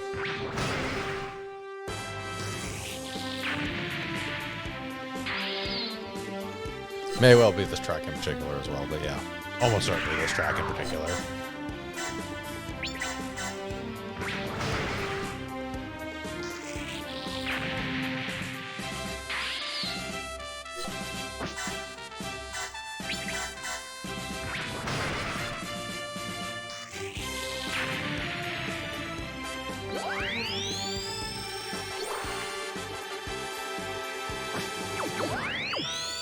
This is a 0079 track, which means it is all the horns at all the volume.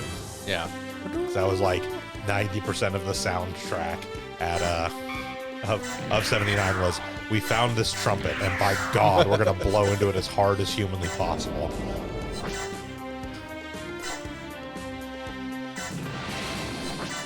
Yeah, the original series is not renowned for its music per se. I mean, it does have some good songs. It's just, they are very horn heavy and the horns are very loud.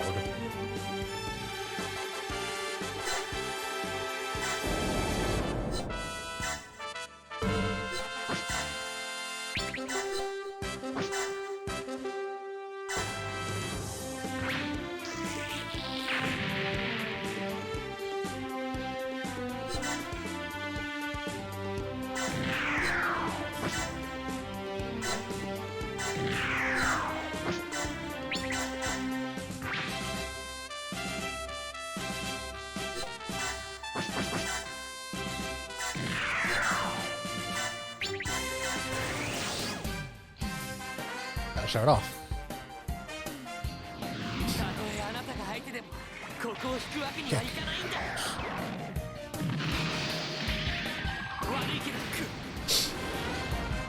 It's unique to the Sharasaku's to make an attack. Oh, that makes sense.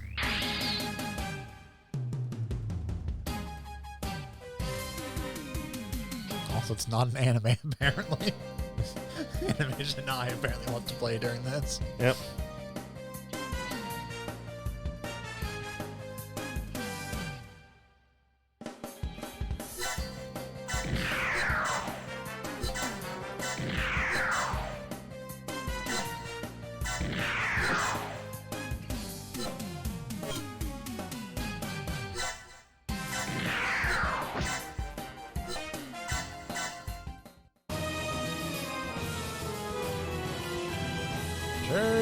phases. We're just gonna stand here. Get punched.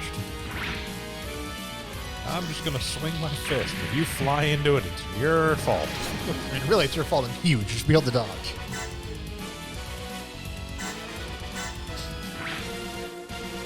There is no reality in which this thing should be able to walk up to a flying plane and then punch uppercut. Partially because it should probably be destroyed with a knee, realistically. I don't know. No. Absolutely.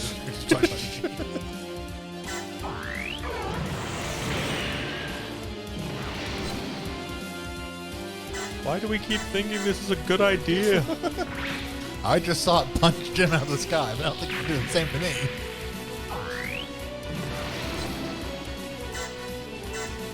Oh, my family.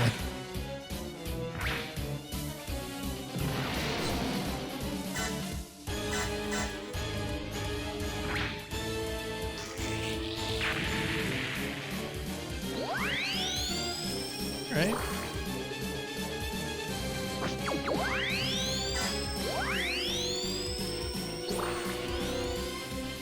Coronado.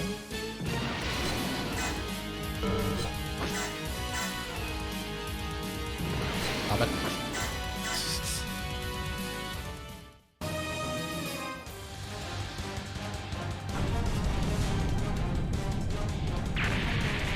Ow.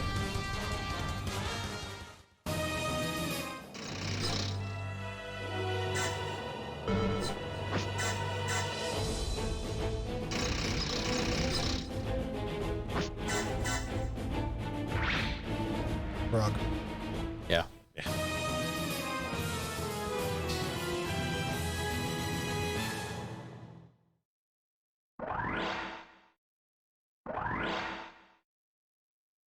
Okay, so those 3 units are there to take care of that 1 damaged plane. You guys exist. We're taking care of planes. Oh, okay, there were other planes down there. Yes. And there are 3 sets of planes. The one set is still there. Ah.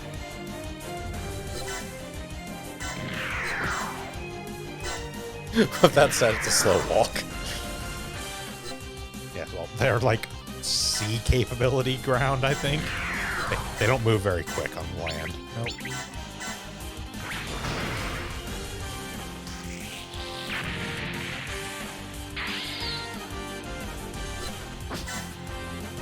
This is assuming that famed fighter jet pilot Charles Noble does not take care of them before they get He's there. not going to take care of them. He's out of fucking energy. Ah, okay. Also, you do joke. I will point out that like Char's background is actually as like a pilot. Yeah. Well, that makes sense. Like, granted, Xeon didn't use much in the way of actual fighters, but Char is actually a very capable like fighter pilot.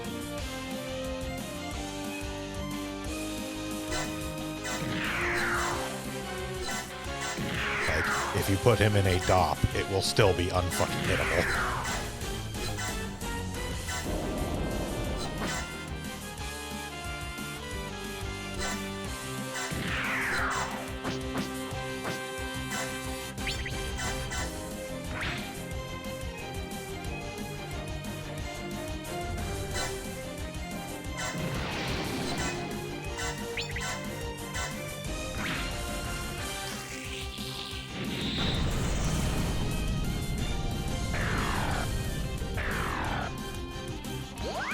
Oh boy, I love Mr. Phoenix Unleashed.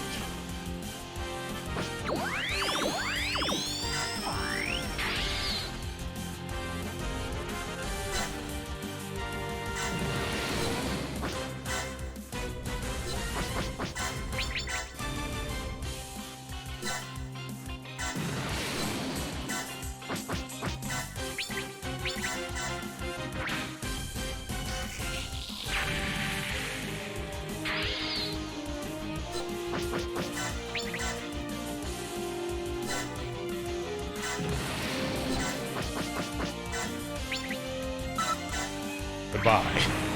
Nah, she can hit hard enough to do one shot it. Good, we need more levels then.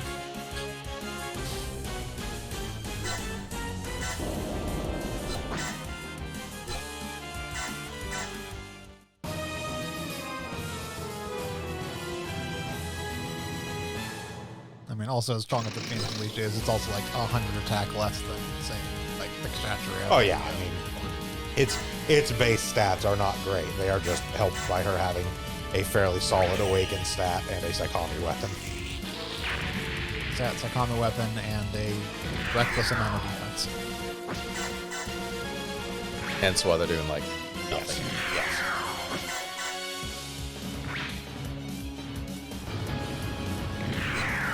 Oh boy, more shit to capture. Yeah.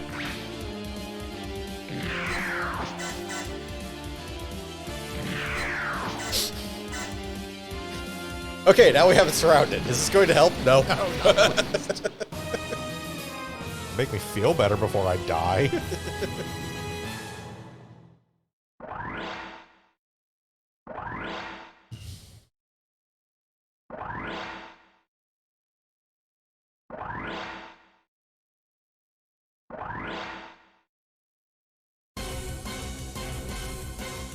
Because Etchu has 416 defense. Yep. There's her command from melee into ranged. Not good. Her reaction also not great. Things hit her all the time. Just doesn't do anything. Doesn't do anything. Yeah. And yeah, almost a 300 Awaken, so. Yeah. Again, fairly solid Awaken stat. Grossly over-tuned defense.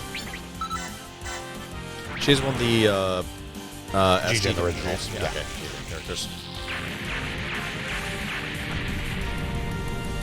Yeah, most of our team are either custom or G-Gen characters, just because you only start with G-Gen and any customs you make.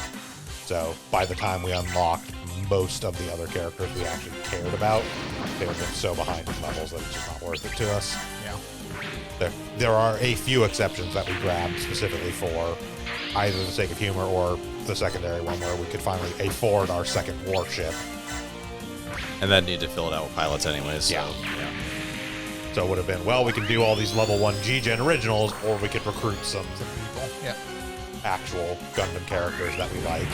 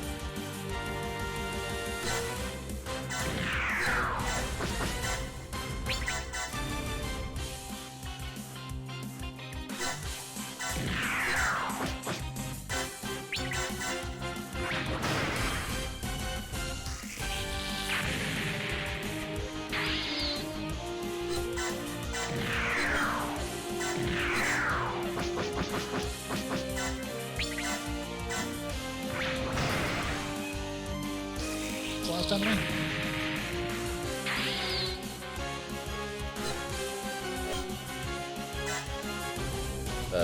One went down. Yeah.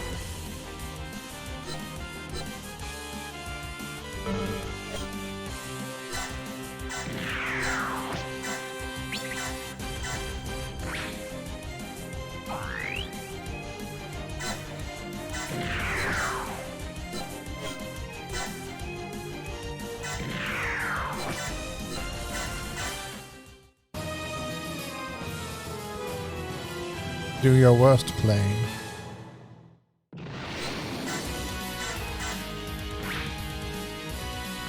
And we're done here. Yep.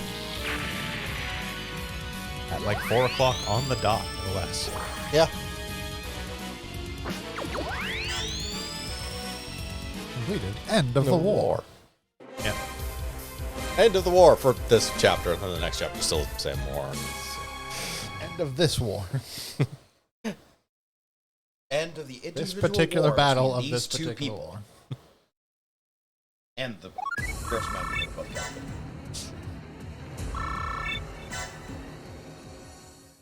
Their personal war is over. surpass the hatred. マット・ヒーリーとケン・ビーダーシュタット、生かすため、そして生き残るために戦い続けてきた2人の兵士の根底にあったものはどれだけ違うものであったのだろう。連邦とジオ、それぞれ違う立場において仲間の死を悼み、そしてこれ以上悲しみを増やさないために戦ってきた結果の果てが2人の激突だった。戦場において己の答えの行き着く先を彼らは共に求めていたのだ。そして互いの答えが決まる瞬 Of 間、 course Ken was gonna win. He has a cool eye scar. 終戦協定が結ばれました。これにより地球連邦とジオン共和国との間には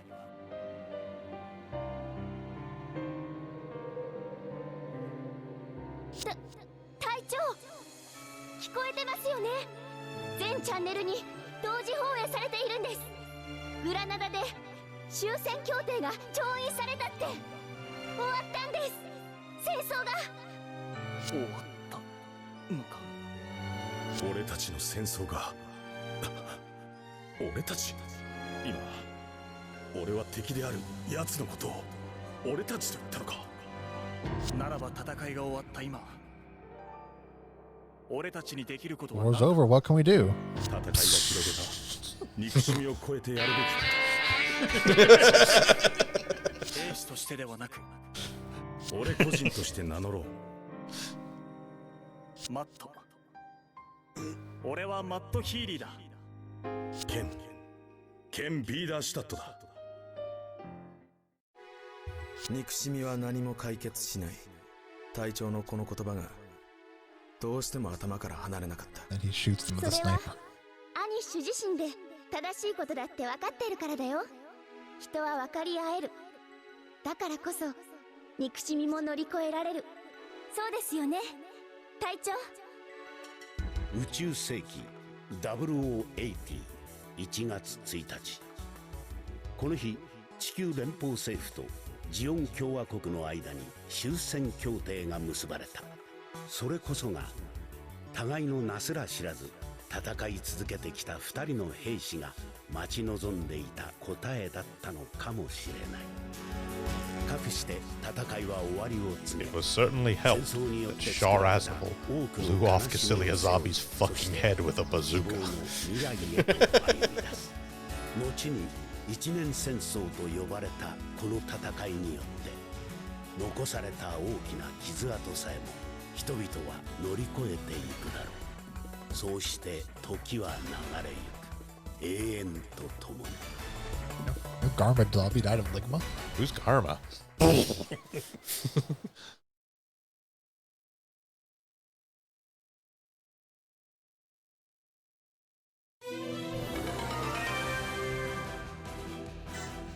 Output limiter override unit 2. Just flat 50 attack.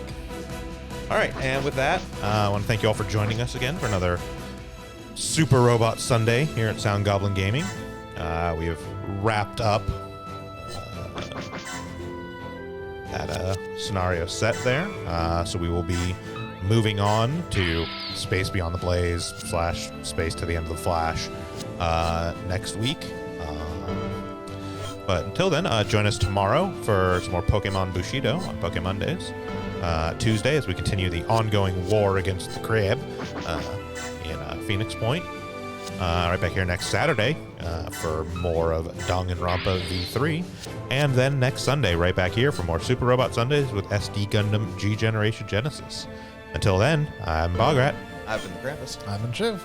And I'm Vincent. Have a good one, everyone. Bye, everyone. Goodbye.